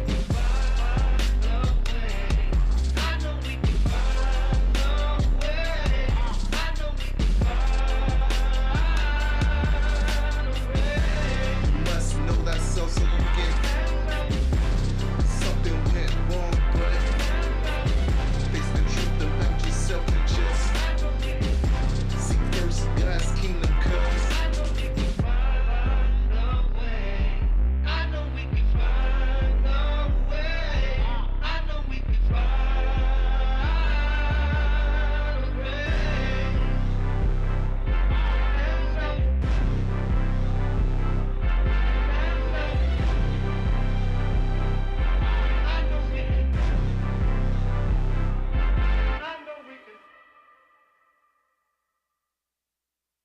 Check out Punchy's Coffee. I have my own coffee now. Punchy Coffee is good. Every bag is roasted to order. Freshest flavor. Top quality. Specialty grade beans. Good. Every dime goes back to Bar, my nonprofit. And we are rebuilding the family by rebuilding the man. So when you're drinking coffee and enjoying it, just know you're helping somebody. Amazing coffee. Punchy has his own coffee now. What the? And it's so good. All the way from the plantation to my own coffee. Who would have thought? Did that coffee come from the plantation? Did I pick my own coffee? Check it out.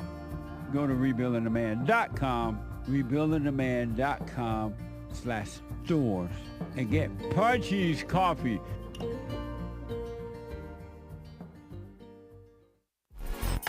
So, here's what I recommend. I invite you to download my silent prayer, and I want you to start doing it. You just download it, get the points of how to do it, and then after a while, you just do it on your own. It's going to point you in the right direction that your life will be returned to you from God. He will give you your life back, because anyone and all people who has anger, they're not themselves. You are the person that you are angry at. That's why it's so important to get to know yourself so that you can see who you're angry at. And if you're doing the hooping and hollering prayers and things like that, some people get up, oh, praise the Lord, hoop and holler, bless my mama, bless my daddy. Continue to do it. Do both. You will see if you want to stay with the hooping and hollering, or do you want to be still and know God. So my gift to you, no charge, at rebuildingtheman.com/church.